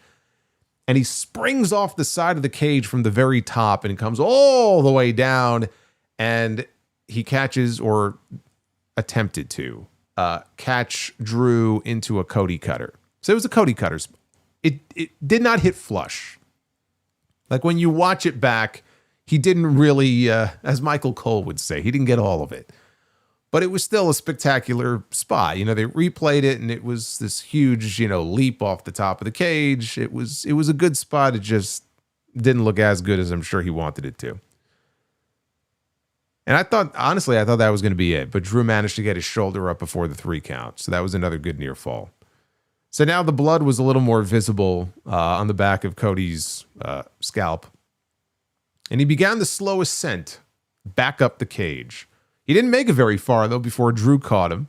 Now they're climbing side by side, and they're smashing each other's face into the steel until they both slip and fall, and they both crotch themselves on the top rope, and then they tumble down to the mat. Drew now is crawling towards the cage door, very slowly. When all of a sudden, like the door is open, and someone dressed in all black, this is like a WWE specialty right here. Someone dressed in all black shows up, and they throw the referee down, and then they kind of pull the mask down, they pull the hat off or whatever it was, the hood, and they reveal Jacob Fatu. And everybody cheers. Fatu gets in the cage, immediately starts attacking Drew McIntyre. And I'm thinking to myself, well, this is how it ends, right? This is what I said I thought was going to happen here, right? He's going to attack Drew McIntyre. It's going to lead to Cody retaining the title. Cody sees this. He's on the other side of the ring, and Cody looks over and he sees, I don't know if he knew it was Jacob or just he saw somebody attacking Drew McIntyre. Now you would think, if you're the champion, get the fuck out of that cage. This is your chance. Climb out. You could win. But now, being the good babyface that he is, Cody walks over to Jacob and he puts his arm on him like to kind of spin him around. And Jacob then starts beating up Cody, turns his ire on the champion. And as the two of them are quarreling now on the far side of the ring, Drew McIntyre is all by himself. And Drew McIntyre inches closer and closer and closer towards the door, and he falls out of the ring to the floor. They call for the bell, and yes, Drew McIntyre is your new, undisputed WWE champion after 30 minutes of hell. Fine-a-fucking-ly. They threw this man a bone. Drew McIntyre is champion once again. And They made you think that Fatu was going to cost Drew as soon as he showed up. And then they swerved you by actually having Drew go on to win the match and win the title. So I thought that was a clever way of doing a finish that I can understand people looking at and going like, ugh.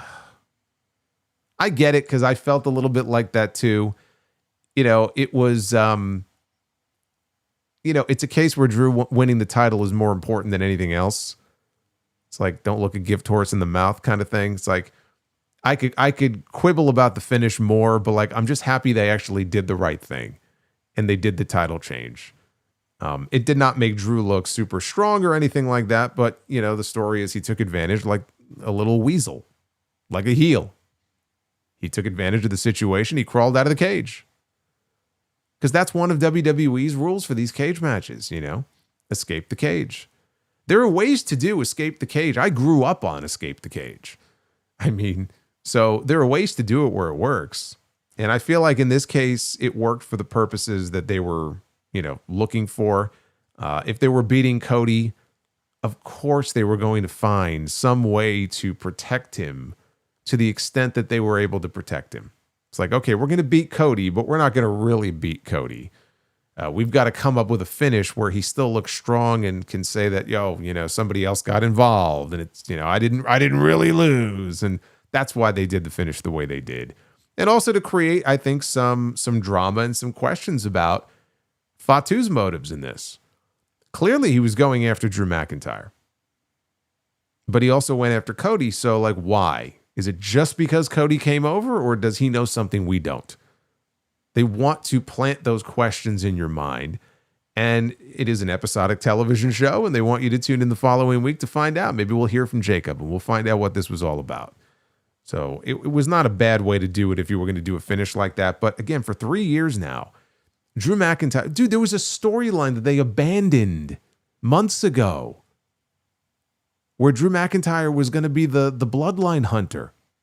He was going to go down the line after each member of the bloodline and beat them and make their lives hell until he got back to Roman Reigns, and then they dropped it. For 3 years now, this man has had hate in his heart for every member of that family, going back to what happened to him at Clash at the Castle when he was screwed out of the WWE Championship. And here, all these years later, he finally wins the title, and he owes it all to a member of the bloodline. There is a certain irony in that. Can I also just say that I very much appreciated the fact that they were able to give this match to us commercial free. So it really did feel more like a PLE match that way. It really does make a world of difference when you have a big match like this, because it would have been very easy. It's 3 matches in one. So you do the first fall and then take a commercial. You do the second fall and then take a commercial, right? And they didn't do that. So I appreciate that. I like the fact that they did do it commercial free at least. So now the question is, where do we go from here? It is rare. It's happened, but it's rare that they do a big major world title change like this close to WrestleMania. We actually got one last year on Raw when Rhea Ripley lost the women's world title to Io Sky. And there have been other times in the past where they've done a title change. In fact, heading into one of the, if not the biggest WrestleMania match and WrestleMania of all time. And when I say biggest, I say probably the one that people will still look at as maybe being the best. WrestleMania X7. I think this might actually be, is this year the 25-year anniversary? I think it might be. Or is it 25 years since then? But Rock beat Kurt Angle, I think, like the month before WrestleMania, like a month and a half before WrestleMania, to win back the championship so that he could go on and defend it against Steve Austin. Like it's happened before, but it's a rare occurrence. So Drew has the title. It doesn't mean he's going into WrestleMania as the champion. Where we go now is we have these qualifying matches on the show next week. And I'm looking at this. If Drew did not win the belt, if Cody Rhodes was still going into the Royal Rumble as the champion, then I would have said Cody Rhodes and Randy Orton. That's going to be the match. Randy is going to win his qualifying match. He's going to win the Fatal 4-Way, and they're going to do Cody and Orton at the Rumble. Now they shook things up. Drew is the champion. I feel like what we've heard from Sami Zayn in his promos was done for a reason. And I think we're getting Drew and Sami at the Royal Rumble, which means Sami is going to go to the four-way. He's going to win the Fatal four-way match. That's where I think that's going. I don't see Drew and Sami as a WrestleMania main event this year. That's why I figured they'll probably do it at the Rumble in Riyadh. But, you know, as far as where things go from that point, I still feel like by the Elimination Chamber, Cody is going to get that belt back. I feel like Drew defends it inside the chamber. That's where Cody's not going to win the Rumble. That would be what, 3 Rumbles for him? I don't see that happening. Who won the Rumble last year? I'm trying to remember now. Who won last year's Royal Rumble? Oh, Jey Uso. Oh, God. Yeah, that's right. But before that, Cody had won back-to-back Rumbles. I don't see Cody doing that this year. If anything, I think Cody gets the belt back in the chamber.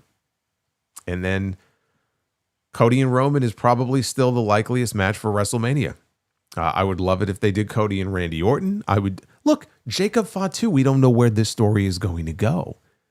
Who's to say we don't end up on Cody Rhodes and Jacob Fatu at WrestleMania? There was a point in time where I remember when they did the spot on Raw, it probably was a couple of years ago now at this point, there was a very brief interaction on camera between Jacob Fatu and Braun Breaker. And the fans really responded to it, like in a major way. And I'm like, man, that's going to be a WrestleMania match one day. Wouldn't it be something if Braun Breaker and Jacob Fatu end up in the 2 title matches at WrestleMania this year? And we get Braun Breaker going for the World Heavyweight title on night 1, and we get Cody and Fatu. Or some kind of match where Fatu is involved for the title of WrestleMania.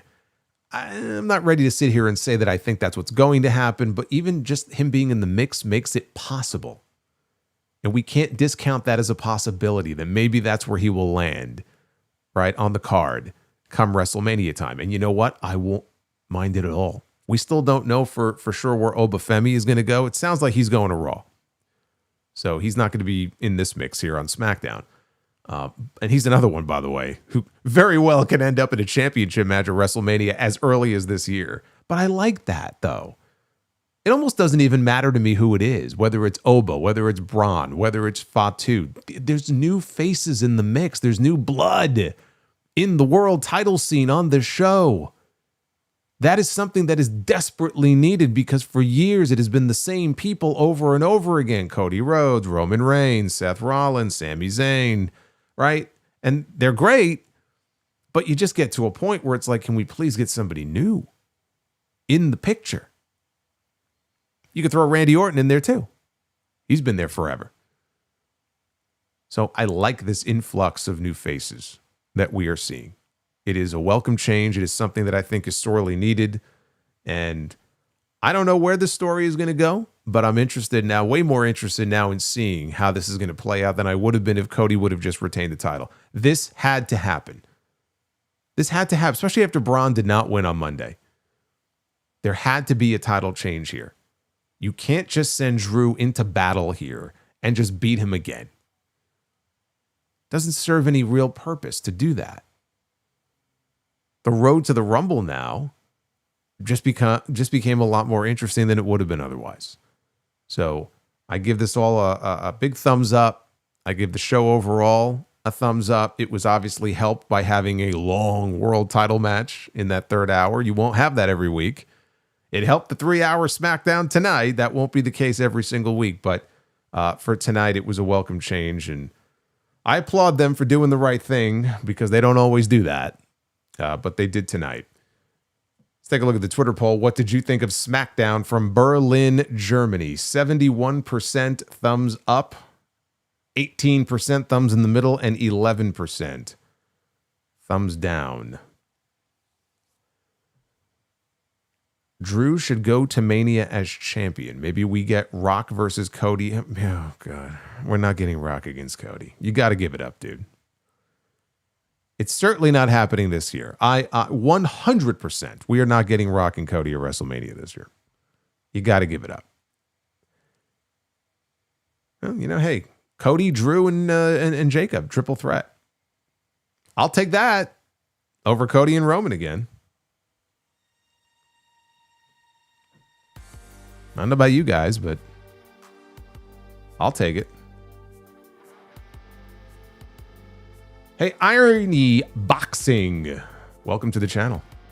Look how fired up Cody is. He's not fired up right now. Not after what happened tonight. Yeah, we got to stop talking about Rock and Cody. Especially for this year. You got to give it up. I mean, it's just you just got to let it go. You got to let it go. Kit Wilson against Drew. Hey, maybe we're all sleeping on Kit Wilson here. Maybe we're not seeing the big picture.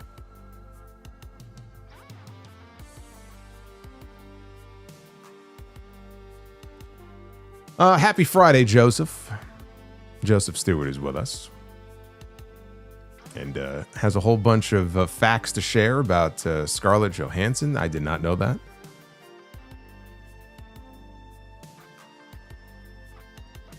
Man, you have a lot of knowledge about this movie. Is there some secret resource where they have like the Batman 2 news?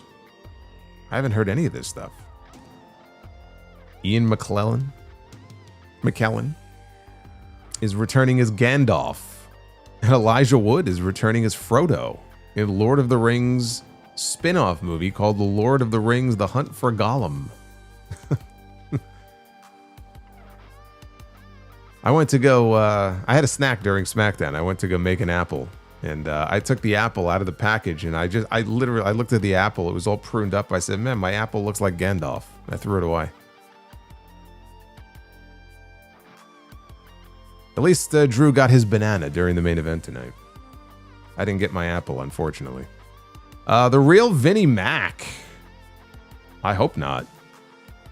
Says it's the 25th anniversary of WrestleMania 17. Calling that The Rock against Austin goes into the Hall of Fame. And Limp Bizkit will be the celebrity inductee, who will also do My Way for Cody against Roman 3. Same finish, too, with Rock playing the part of Vince. Yeah, a lot of that sounds really awful, actually, and it's not going to happen. I mean, look, Rock against Austin going into the Hall of Fame is one of those immortal moments. Will happen at some point. I really feel like they want the people there for it, though. Like they had Brett and Austin present at the Hall of Fame ceremony for it last year for their match.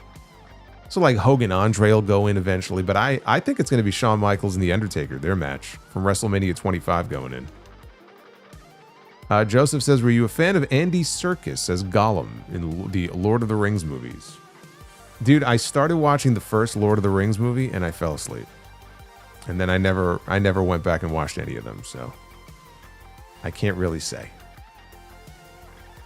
What was your first reaction when Stone Cold made his debut as the Ringmaster? I said, hey, that's Stunning Steve. What happened to his hair? If I had hair like that, I wouldn't cut it off. When Austin became the Stone Cold character and dropped the Ringmaster gimmick, what were your thoughts? I said this is a much better name than the Ringmaster. I didn't know he was going to become as big as he ended up becoming, but I said this is an improvement.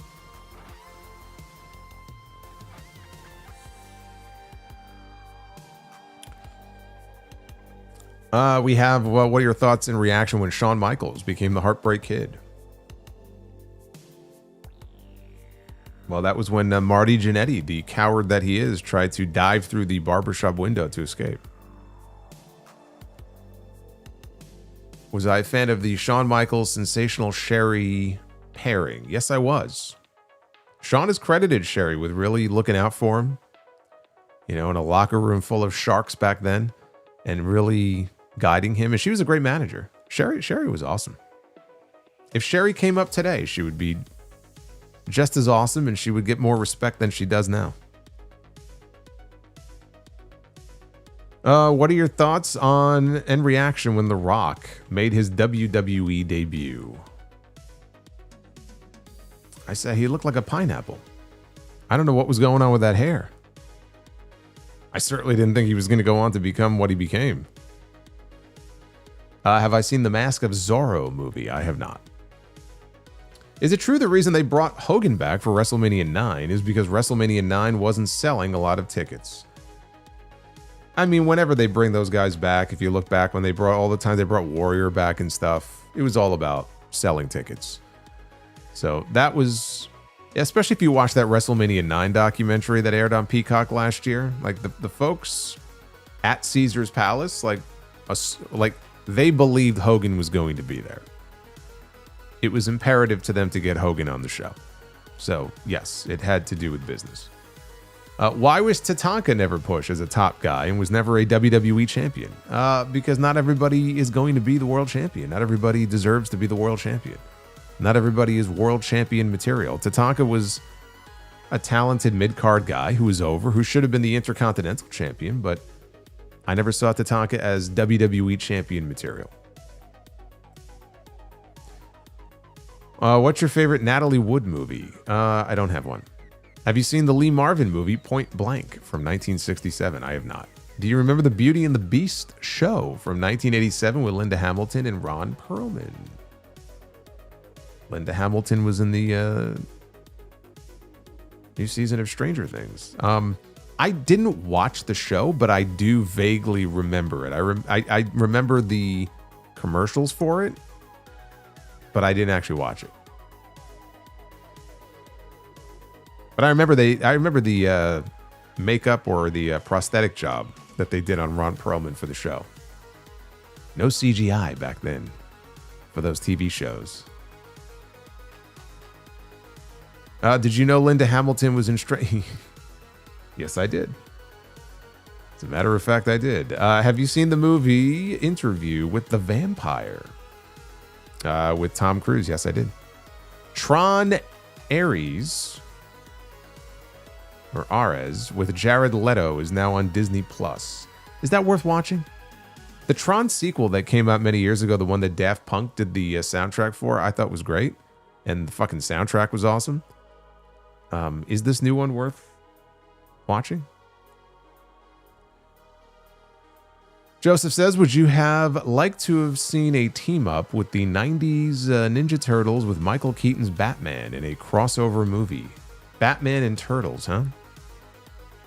Yeah, I think that would have been cool. They can beat the shit out of Superman, who I never really cared for. That would be awesome. He says, have a blessed and safe day today and have a wonderful weekend. Thank you, Joseph. I hope you have a great weekend yourself. Yeah, Tron Legacy, that's what it was. Tron Legacy was fucking awesome, man. There's a song on that soundtrack, The Game Has Ended. Man, that gets me pumped up. Every time it comes on, that's Daft Punk, man. They knocked it out of the park on that soundtrack.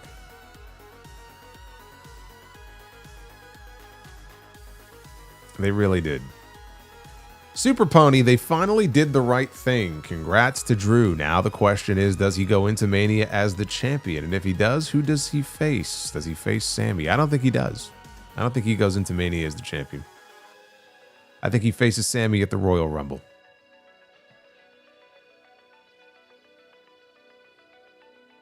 I like Tron Legacy. That is better than this Leto crap. And then this person, Anomaly Alex, says, no, it is not worth watching. Okay, well then good.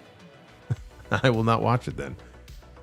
I have to ask just because I have enough on my watch list as it is. I just saw there's a new Netflix miniseries. When I opened the Netflix app yesterday, it came up on the main page. This miniseries called His and Hers with John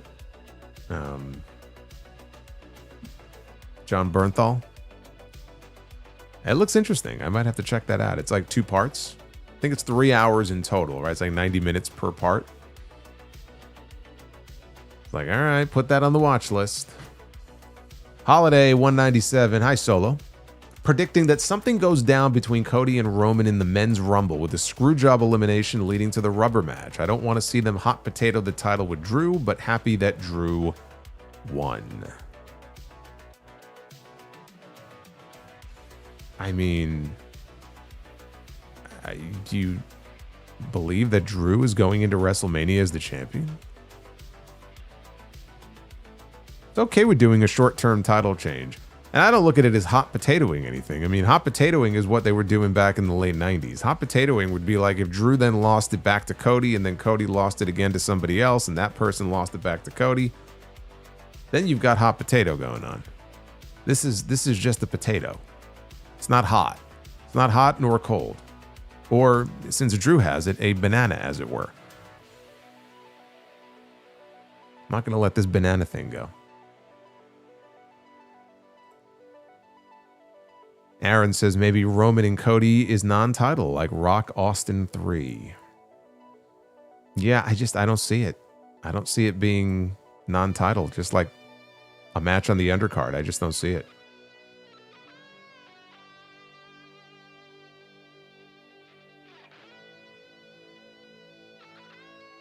Oh no, wait, hold on a second. Holiday. There we go. Holiday. I could see Drew versus Sammy for the WWE title at the Royal Rumble. And Sammy loses by shenanigans.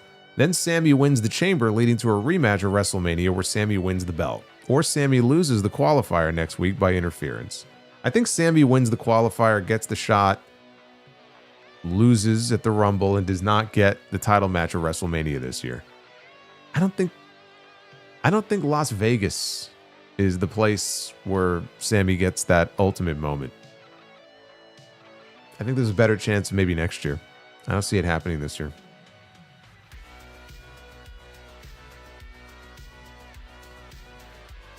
Oscar, no, I have not. I'm halfway through, and I'm actually going to when I'm done here, I'm actually going to watch the next one. Broly says, I'm sick and tired of heels needing to cheat in every title match. Can we normalize heels being better than baby faces once in a while? That's why Gunther is so special compared to the other heels in the roster. I mean, it's okay to have a few heels that are like Gunther. They don't all have to be chicken shit heels. But that's, typically the way WWE has done things. JC and Kendall had a fast-paced and physically great match, and then you watch the women on the main roster wrestle slow and too afraid to hurt each other. It does feel like when you watch these women elsewhere, including NXT, and then they get called up, the style changes. I have noticed that. It's like they regress in some cases. I don't really know why that is. Joseph Morris says Liv Morgan deserves to win the Royal Rumble more than anyone else. And also, did you watch her interview with Stephanie? She truly deserves the world. I've seen clips of it. She's very likable. I know she talked about her arrest and her mugshot in the interview. She thought she was going to be fired after that. But as far as Liv winning the Rumble, I mean, she's going to be a favorite. Absolutely, I could see her winning. I don't think she's winning, but I could see it. If it's Liv, I mean, I'm okay with that. I don't have anything against that. Death Scythe says, sorry, it's been a while, but my original idea for Survivor Series, Drew, Jacob, Cody, and Orton fatal 4-way for the WWE title. Make it happen at the Rumble. It's not happening at the Rumble. It's not happening at the Rumble. Cody's not even a part of any of these qualifying matches.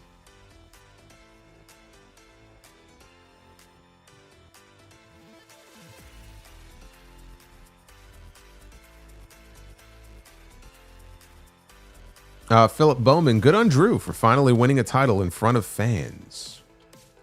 Well, winning the WWE title. Again, he won the World Heavyweight title for 5 minutes a couple years ago.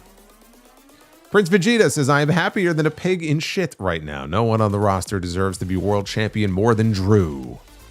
Arguably the face of the COVID/Thunderdome era. I'm glad it happened. I all but given up hope. The Mount Vernon Kid says AJ Styles returning for TNA Impact on AMC. I believe you wanted this or predicted it, Solo. I said it would make all the sense in the world for him to be on that first AMC show. I also, if you remember in my predictions, said that it would make a lot of sense for TNA to make an offer to Chris Jericho to get him at least on that first AMC show. And I think there's at least a chance that it might happen. He's definitely coming back to WWE, but not impossible that he can make an appearance on that show. Also, he says, hearing you speak about Jesse Ventura. Jesse Ventura is awesome. Yeah, I saw the promo he cut. Jesse's fucking great. I still laugh like when they took him off Saturday night's main event for the very next show after he went off on that cage match finish. He got a little too real for them, I guess. But at least they brought him back for the John Cena stuff. And then if you remember on the John Cena Saturday night's main event, his whole thing was like, you know, if he won the title 17 times, that means he lost the title 17 times. And I'm like, you know what? The man makes a lot of sense. I always said, like, I got a mailbag question a couple years ago. And somebody said, would you rather win like 16 world titles and hold the title a whole bunch of times, or just be champion once and have a really long reign? And I said, I would rather be champion once and have like a Bruno reign or a Roman Reigns run with the belt, because to me, it's more meaningful that way. Like, you're the champion for like 2 or 3 years straight and nobody can beat you. To me, that's more impressive than just holding the belt 10 times. It's a lot easier to, like if you think about it in terms of kayfabe, it's a lot easier to win the title than it is to hold on to it for a long period of time like that.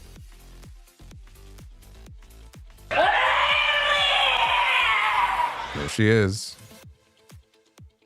I knew we'd see her at least once tonight. There she is. Hey, Z-Ray, thank you, brother.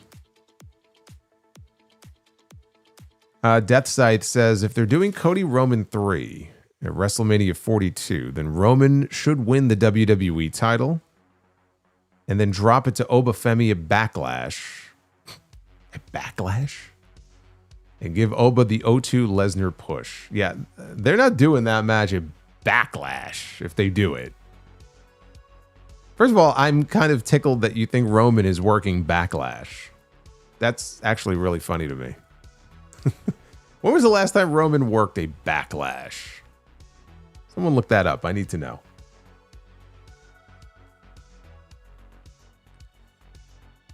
Philip says, what do you think is the scariest modern horror movie? Hereditary or Smile? God, I have to see Smile. I still haven't seen Smile. I would say Hereditary, but it's not fair if I haven't seen Smile yet. We all know you missed Asuka. Of course, Asuka's great. JDFVA, thank you for the super chat. Mount Vernon Kid says, one thing I love more than anything in a storyline is a whodunit storyline. I hope they do milk this. Yes, suspect number 1 on the list is Drew, but I hope it's someone we did not expect. There's always Cody. There's always Cody. GMB, like Bianca, I just doubt Cody wants to turn heel. Well, I think Cody would have a lot of fun as a heel. It just has to be the right time and the right story for it. I don't think Cody is against the idea of turning heel. I don't. I just think it has to make sense. Death Scythe, also, I didn't watch SmackDown yet, so I didn't know about Nick Aldis's announcement, so did not mean to jump the gun with my fatal 4-way idea. Well, that's why I said it's not happening, because they've announced the qualifying matches in the fatal 4-way idea, so. But that makes sense that you didn't know. Yeah, there's a Smile 2. I still haven't seen Smile 1. We got Paul Van Summeren. Congrats on almost 90K. Love these earlier showtimes and earlier review streams. So glad they finally pulled the trigger with Drew tonight. Thank you. Thank you, Paul. Getting close. We're getting close to 90K. The Mount Vernon Kid, seeing Jordan Grace today made me smile even more, showing no fear against Jade Cargill. Hopefully her addition to the roster will help. It will. It will. It will. She'll make that division stronger, but she can't be the only one. You know, whether it's Sol Ruka, JC Jane, Blake Monroe, they need more help. Tiffany Stratton's been gone. Apparently she's been hurt. I don't know what the injury is. Hopefully not a shoulder. So Tiffany's been out hurt. Bianca's still out hurt. Charlotte and Alexa are busy doing mostly tag team matches. Like, they need help. Jordan can't be the only one. Vibes and stuff says fans are excited that Oba is on the main roster until he is jobbing to Dirty Dom. I'm pretty sure that won't be the way they use Oba Femi.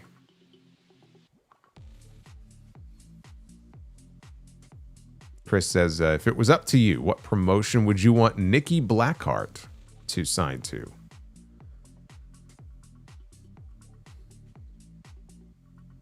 I think the AEW women's division would benefit from someone like her. Philip Bowman, buy or sell, the wrestler or Black Swan, the wrestler? Duff's Vids, why did the Rooster go to the gym? To work on his pecs. Pecs. Because that's what roosters do. I once ordered 2,000 pounds of Chinese food. It was wonton. I just had wonton soup tonight. It's quite delicious. Friday night, baby. Friday night is Chinese night. That's how it is. C says, shout out Ryan Ward. SmackDown 2026 is better than SmackDown 2025. Well, let's not put the cart before the horse just yet. It's been 2 episodes. One of which had a WWE Championship match uninterrupted without any commercial breaks. So they're going to have to be a little more consistent before I declare that. Have you considered collabing with the Deadlock podcast? I have not. The Mount Vernon Kid, how would you grade this alliance as the WWE version of the Jade Cargill's baddies, Ms. Parker and BFAB? Jada Parker and BFAB? Yeah, I mean, it's a good role for BFAB to be in, honestly. I mean, I think you could probably find somebody who would be better as far as in ring.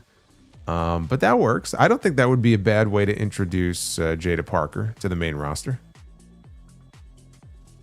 Prince Vegeta, not gonna lie, I had a nice LOL when Matt Cardona said to Cody he's coming after him in his title.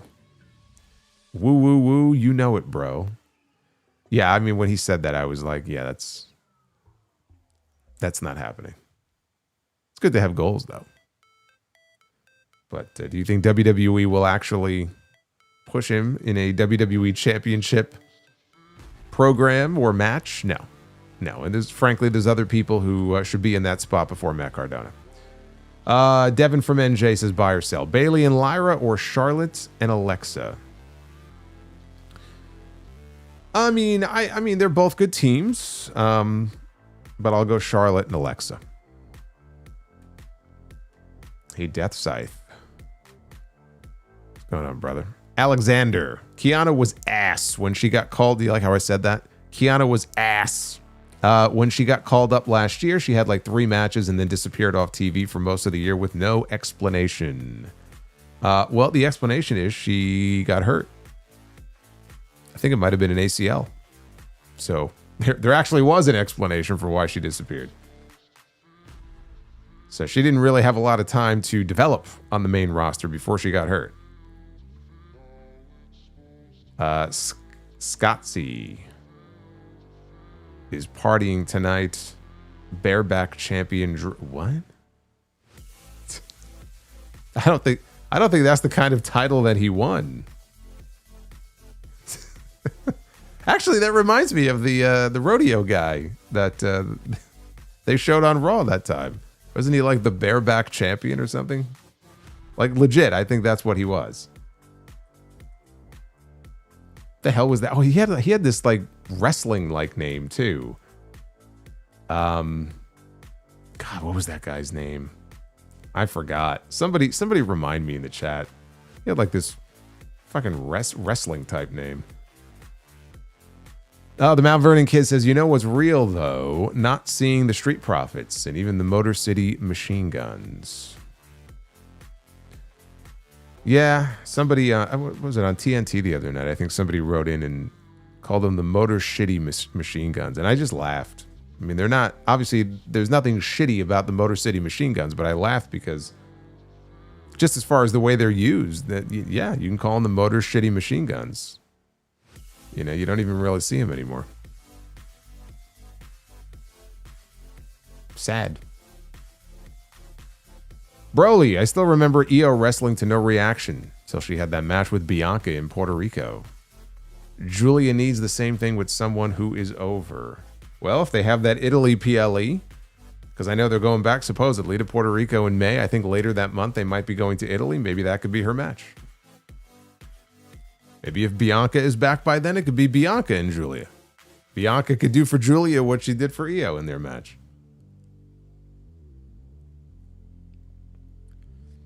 I actually think that would be a really good match.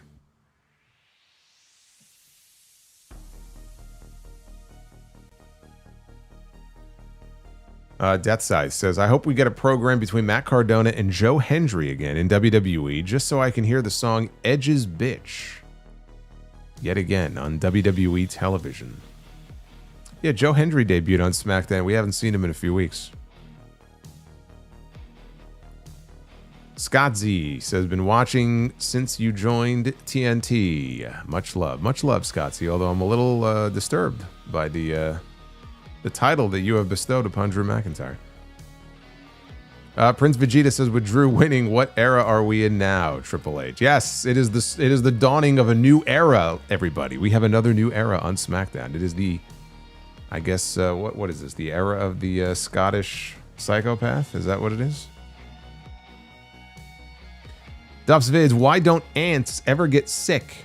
They have little antibodies. God. Stupid.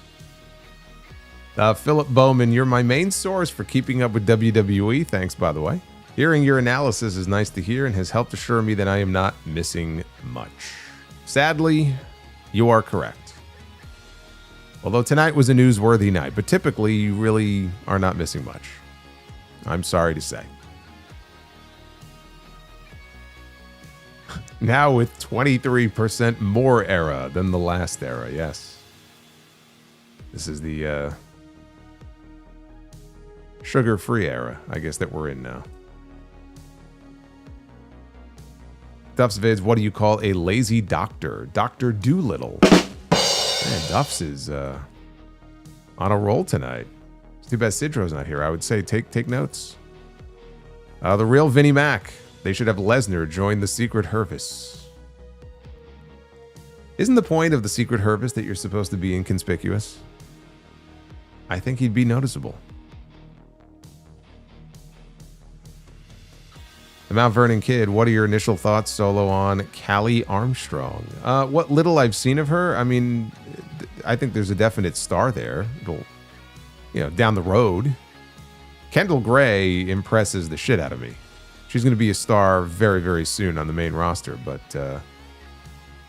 very athletic. I think there's potential there. Says Solo, I don't know about you, but I can already predict the Priest versus Solo match, especially after the outcome of their match with the Wyatts. Yeah, well, especially if he's going to be walking around with that lantern. I don't think that's going to end well for Solo Sikoa. Philip says, buy or sell 2002 Happy Kane or Corporate Kane. 2002 Kane back then was still built like a brick shithouse, man. He was still a monster back then. I got to go 2002 Kane. Duff's Vids, why don't chickens wear underwear? Because their peckers are on their face.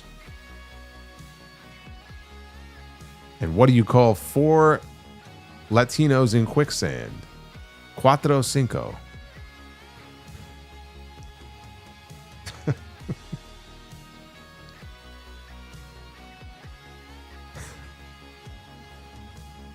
That may have been your best one. Jake Dew says, "Hey Solo, how long have you been House of Glory commissioner?" Oh gosh, was it the end of 22? I think so. It's been what, 3 years? I believe it's been 3 years. This will be my 8th year with them, but I believe 3 years as the commissioner. So you see, I've already been commissioner for longer than Mick Foley was. And Sergeant Slaughter. See, I have them beat. Take that. We got John. Says, what match will be inducted into the Hall of Fame this year? Well, if you listen to the prediction show, I said that it would be Shawn Michaels against The Undertaker from WrestleMania 25. Base Beerus, so happy that Drew McIntyre finally got the title again. Yeah, Duffs, I don't think you're gonna top the Quattro Cinco joke. When will you book yourself as the House of Glory champion? I don't think you need to worry about that.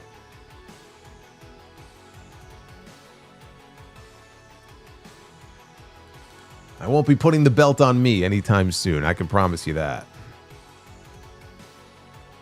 Retro KOH. Drew choked on Cody's banana. He really went through hell. At least he won the title. Well, it's the least that they could have done after that was give him the belt. Matt's Tube of You says, what did you think of tonight's match? Too much banana. Too much banana, man. You just got to have the right amount of banana. See, I have banana and strawberry in my smoothie at the gym. They have a smoothie counter at the gym that I go to now. And they have this one. It's just strawberry and banana. That's it. They're like, you know what milk do you want? I go, no milk. Strawberry and banana.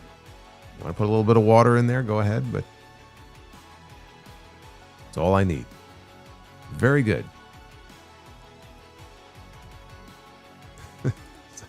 Solomonster should wear the title and wear the do-rag. It'd be my do-rag Vince era.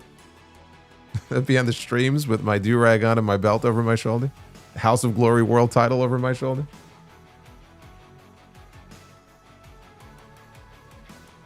Duff's Vids, what is it called when you steal your bike back from a thief? Recycling. Boomerang, so this is how we find out that Cody attacked Jacob Fatu. We didn't find out anything. Cody put his hands on him and Fatu flipped out. Maybe Fatu just doesn't know. Maybe he doesn't know. Maybe he's just beating everybody up. And they're going to drag this out for a while.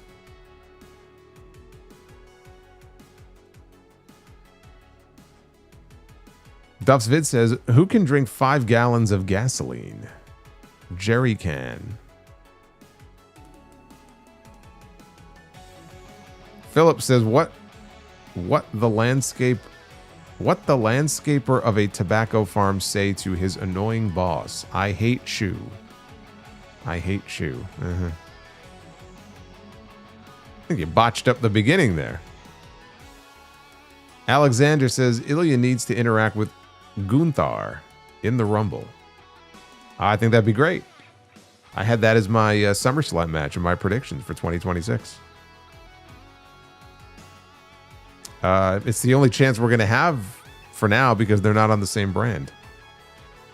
Fried Ribs and Chicken says, I'm glad Drew McIntyre won the WWE title. I don't hate Cody Rhodes, but I couldn't get behind another long title reign. Well, I said, look, not every reign has to be super long, and just because we're close to WrestleMania does not mean that you cannot change the title. It's okay to change the title as long as there's a solid plan for where you want to go with it.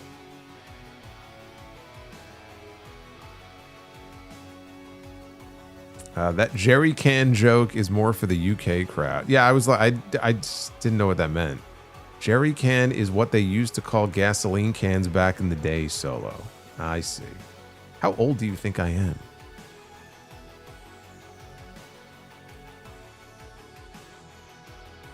Phil says, I can't believe they put the title on Drew.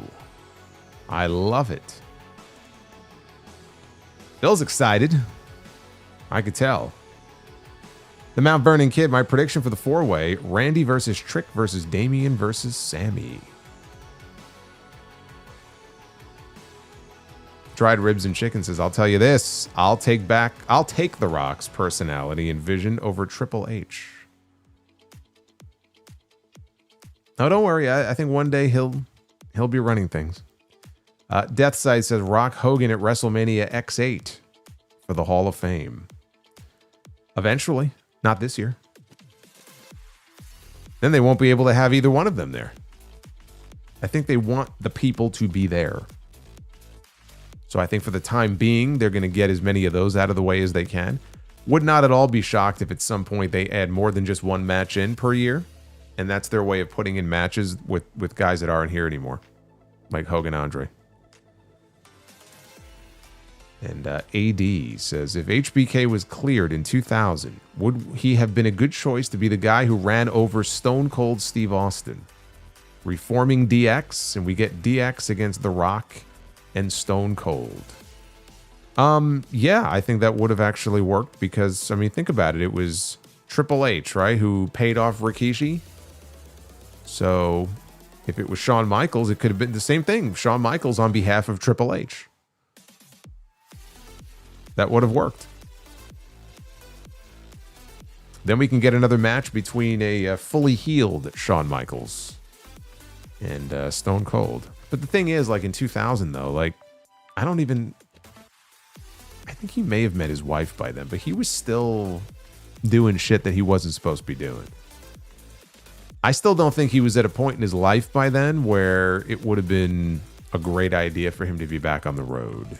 So I think things worked out the way they were supposed to work out.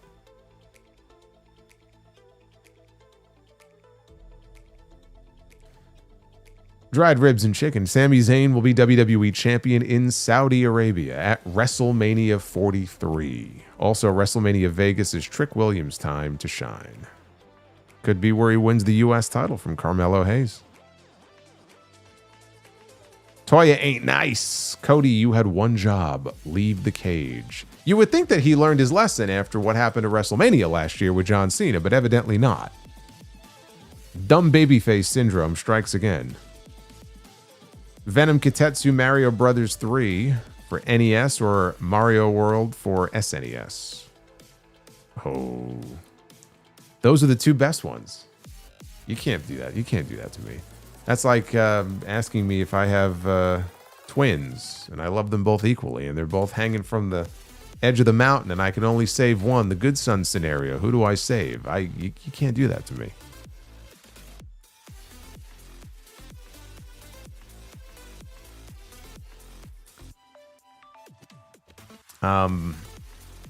Man, Mario Brothers 3 or Mario World.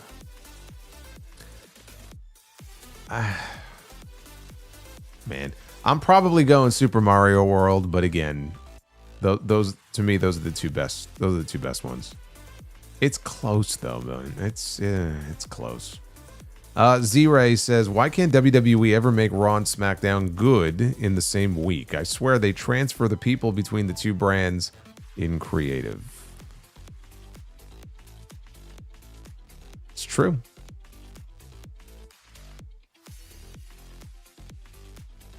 Death Scythe, best movie title, There Will Be Blood. I'm quite partial to what was that movie the Wayans brothers did? Don't drink your juice in the hood. What was the rest of it? The fact that I can't remember the full title, man, that's got to be the best one.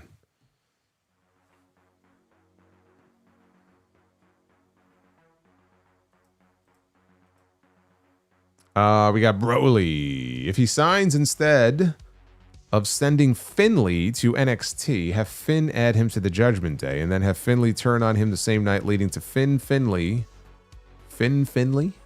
at WrestleMania? That's a little confusing. Actually, David Finley is the new... I know the Judgment Day doesn't technically have a leader, but David Finley taking over as sort of the leader of the Judgment Day? I dig that.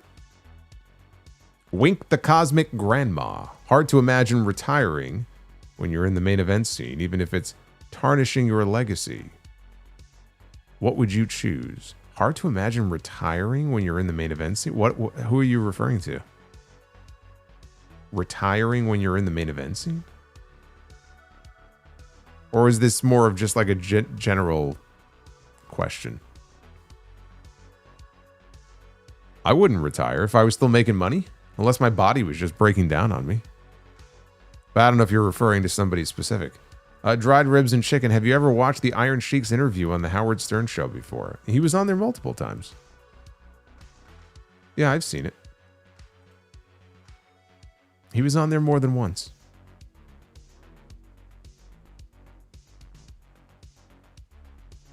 Don't be a menace in South Central while drinking your juice in the hood. There it is. That's the best movie title.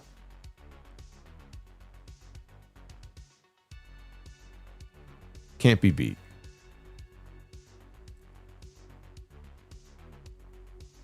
Scotsy. I'm from Ayr, Scotland. The flag won't work on YouTube. No, I could tell it doesn't work on there. That's cool, though. Base Beers. The era of Ryzen Terra.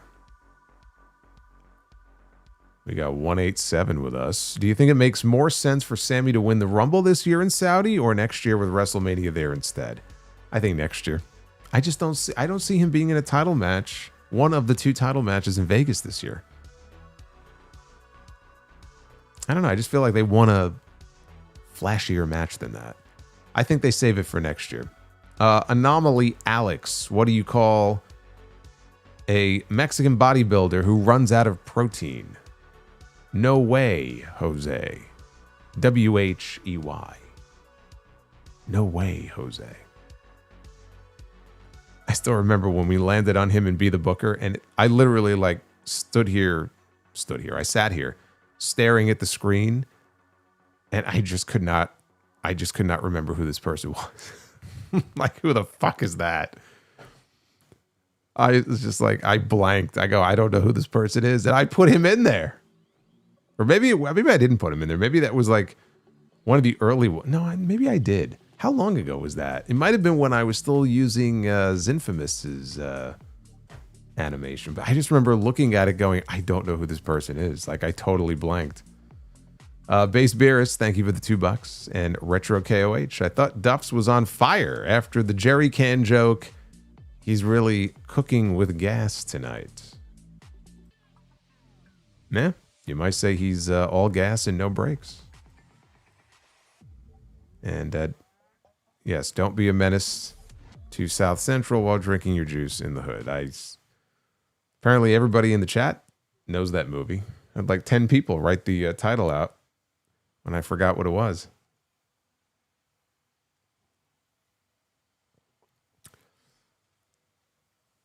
Oh, man. Cobra Kai. What's your go-to order at White Castle? Just give me the little sliders. I don't have any specific go-to order. You have to realize something. Like, there's no White Castle near me. The last time I actually ate White Castle legitimately was probably like, I don't know, 15 years ago, maybe more. But I always just love the little burgers, with the little bit of onion on there and the pickle, and just give me like fucking 10 of those things. I'll wolf them down. And then I'll feel like absolute shit. Like, if I ate that kind of food now, I would regret it for the rest. I just feel sluggish and disgusting, like a fucking slob after eating that kind of stuff. I can't eat that fast food shit anymore. I just can't. I can't. I used to love the McDonald's chicken nuggets and everything, and I could still eat them, but if I just had that and just dipped them in barbecue sauce, I didn't have anything else, maybe like a small fries, I'd probably be fine. But like, I don't know. I guess you just get to a point where I just can't have that stuff. I just feel terrible. But yeah, I don't even know where the nearest White Castle is where I am. I have no idea. You got McDonald's, you got Burger King, you got Wendy's, you got Subway, you got Sonic, you got everything. The White Castle, though, I don't know.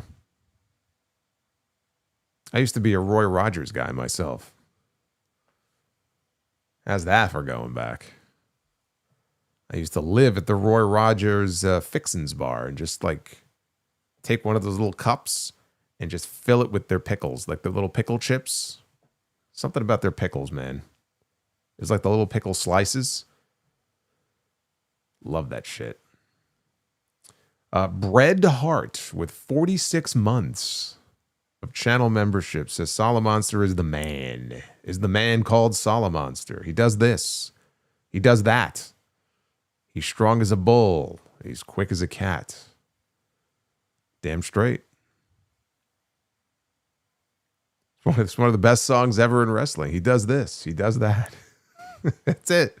He does. What do you do? I do this. I do that. That's all you need to know. Have I ever eaten at Five Guys? Oh, there's a Five Guys. Yeah, there's a Five Guys nearby too. When they actually opened up, I went there. Oh, Popeyes is another one. I love Popeyes. I haven't eaten at Popeyes in like a year. I have to stay away. They just opened a Popeyes not too far from me. It's like, it's very dangerous. Very, very dangerous. And I don't get anything. I don't get any kind of special sandwich, chicken sandwich or anything. I just get, I want the legs. Like a breast is okay. I don't want the wing. The wing has no meat on it. The wing is nothing. I'm paying for nothing. I want a leg, and I want them mild. And what always happens is I'll go in there and I'll say, they'll be like, what do you want? I go, I want 4 pieces of chicken. And they'll just grab whatever. I go, no, I want legs, right? But the legs, oh, we got to wait now for the legs. The legs are cooking, so now I got to wait. And I'm like, I want them mild, right? But they'll slip a fucking spicy one in there. So I'm sitting there and I'm eating, and all of a sudden my eyes start to fucking bulge out of my head. And I'm like, motherfucker, they slipped a spicy one in there. But it's so good. Oh, it's so good. I got yelled at, though, the last time me and my friends went to New Orleans. Whatever that last WrestleMania, 34, I guess. And maybe it was the first time I went for 30, but it was like I went all the way to New Orleans. And New Orleans, they have great food down there, right? And all I wanted to do was go to Popeyes. They're like, how are you going to go to New Orleans and then you go eat at Popeyes? Like, you can't do that. You can't do that. I go, but it's so good.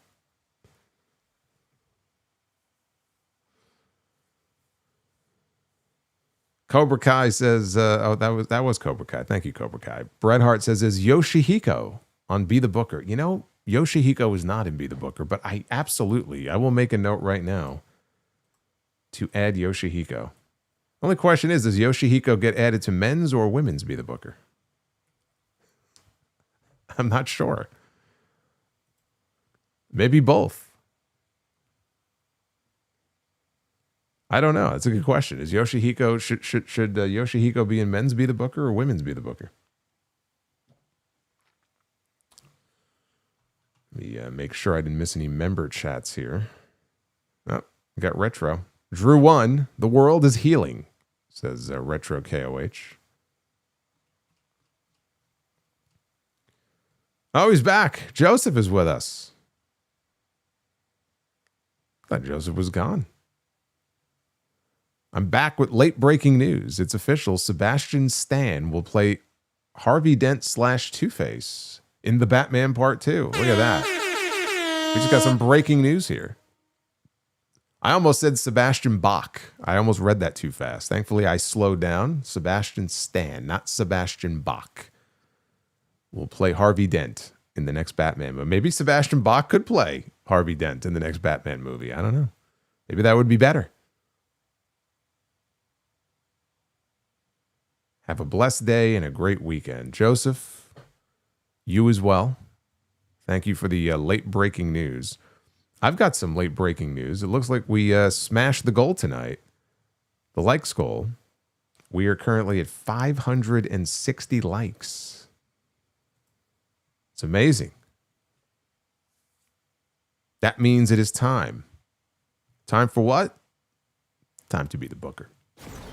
Ladies and gentlemen, it is now time to be the booker. Oh, it's time. It's time. It is time to be the booker. It's everyone's favorite time. This is how you close out the week.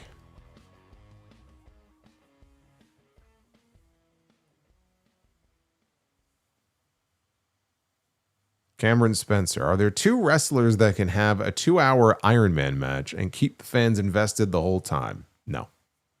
2 hours is, it's like 3 hours. 3 hours is too long for a wrestling show. 2 hours is too long for a match. There's no wrestlers that I want to see wrestle for 2 hours straight.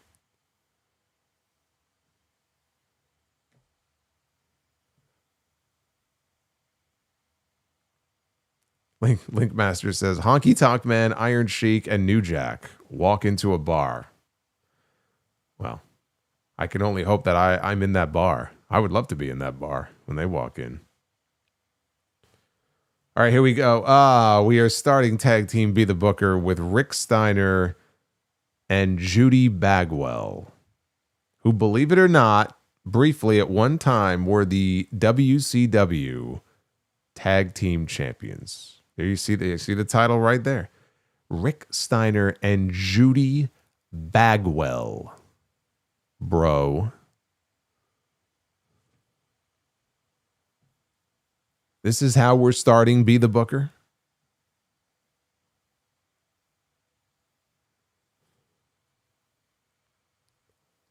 Against Seth Rollins and Dean Ambrose. The Shield against Rick Steiner and Judy Bagwell. Is that Braun's mom? No, that's not Rick Steiner's wife. Oh my God, that's not Rick Steiner's wife.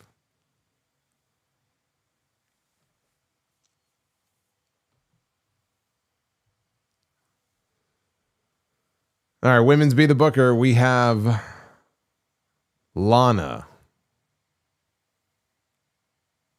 You know, I really wanted to give you guys like a really good round of Be the Booker. It just feels like the universe is against us tonight. It just doesn't feel like it's going to be our night. Lana against Alexa Bliss. Bliss fan, you know it has nothing to do with Alexa. But I think we all knew where that was going.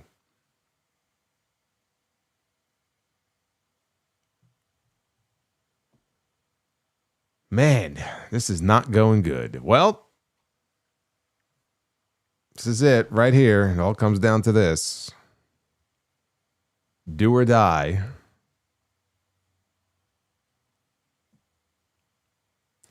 The Fiend.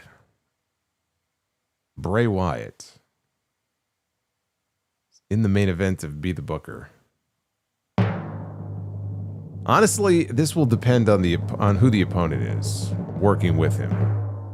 It's a tough gimmick when it comes to an actual match. Buddy Matthews. Buddy Matthews against The Fiend.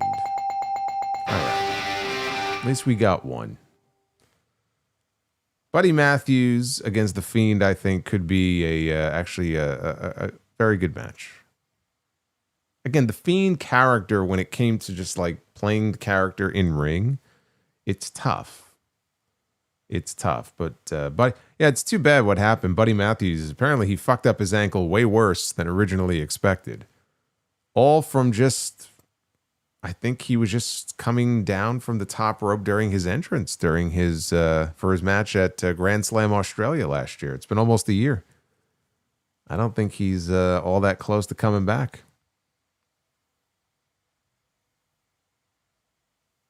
It's terrible, but hopefully he'll be able to get over it. It's a tough injury, man.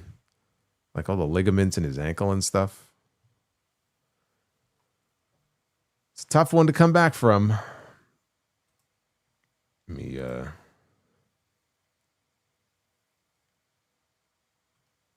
Wolfman, let me see if I can find the milestone. I didn't see it listed here.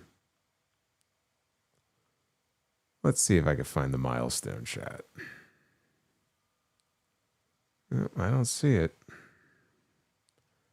I don't see it on the list, unfortunately.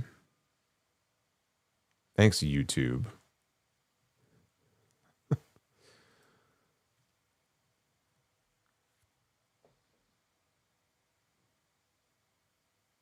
Oh, there it is. I found it. 57 months. Wow.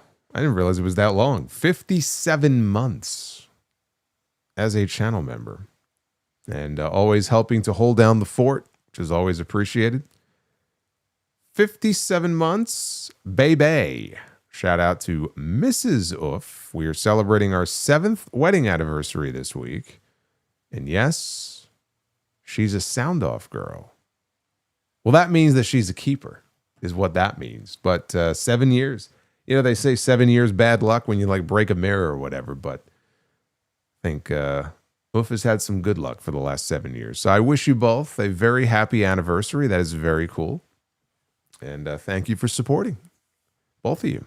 I love it. I love hearing that. I'm glad I found it too. It was like buried. It was like buried here in the list.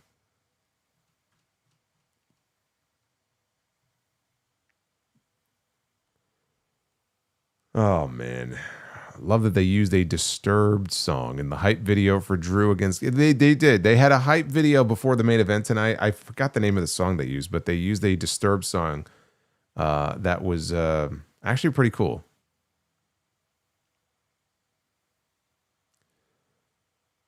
So anyway, thank you guys for all the support tonight. Thank you for hanging out with me a little bit earlier than usual.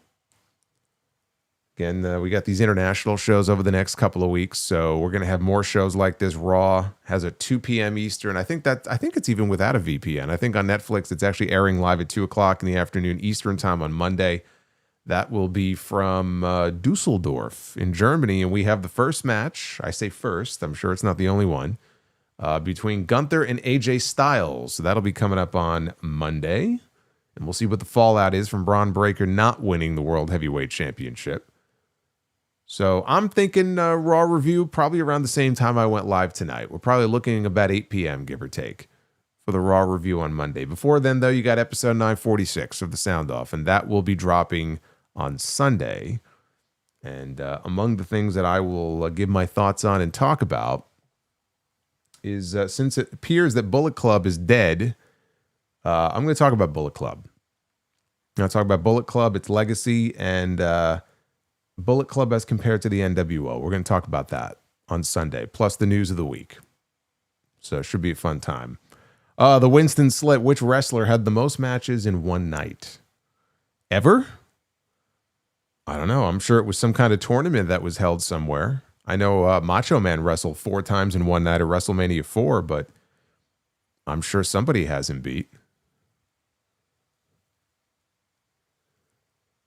And Linkmaster, Solo gets all the rats at the HOG shows. Hey, brother, it's New York City. There are actual rats running around. Solo don't want none of that.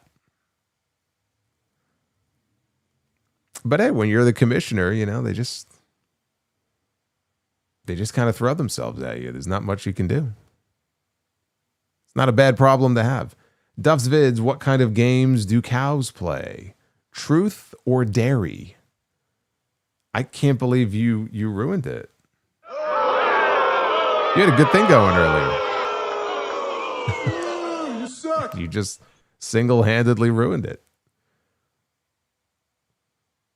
It's awful. But thank you, Duff.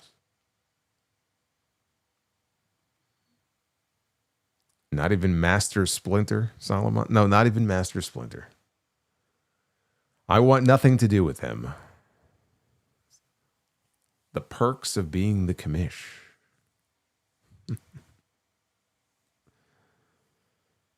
Triple H went through hell that night.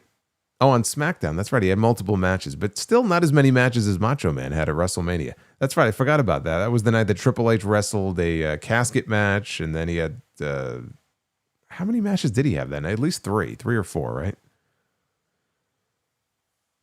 Yeah, I forgot about that. Dried Chicken says, Eggos or waffles? Same thing. You trying to trip me up there? I'm going with Eggo waffles. Although I'm more of a pancake guy than a waffle guy. I used to have waffles.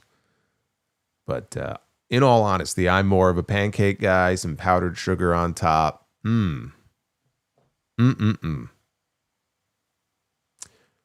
Winston Slip, Triple H, 5 matches on SmackDown in one night. My God. 5 Triple H matches in one night.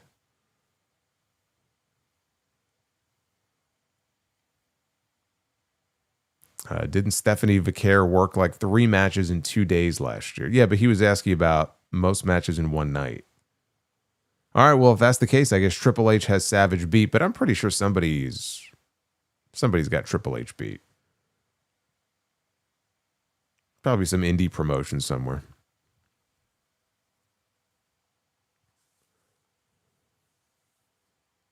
On pancakes, syrup. Gotta have syrup. I said the powdered sugar on top. You could put some strawberry, like sliced strawberry on top, but you gotta drench it in syrup. I've been to diners before where I'll say, they give you those little syrup pouches. You peel back the corner. I don't want that shit. Your fingers get all sticky. I go, give me fucking syrup, like in an actual, like, whatever, a bottle or something. And they'll bring it out, and I'll go through like half of it. Like, you got to have syrup on your pancakes. Otherwise, what's the point?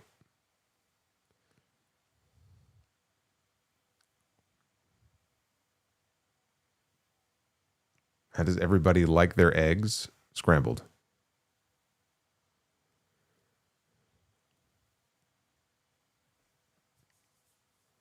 Oh, now you get me hungry. All right, I'm going to get out of here. Be well. Stay safe. Have yourselves a great weekend. Get ready. Get ready. Episode 946. Drop it on Sunday afternoon, and then we got Raw from Germany coming up on Monday. Linkmaster, Cody versus DiBiase Jr. at WrestleMania. In a jailhouse match, maybe?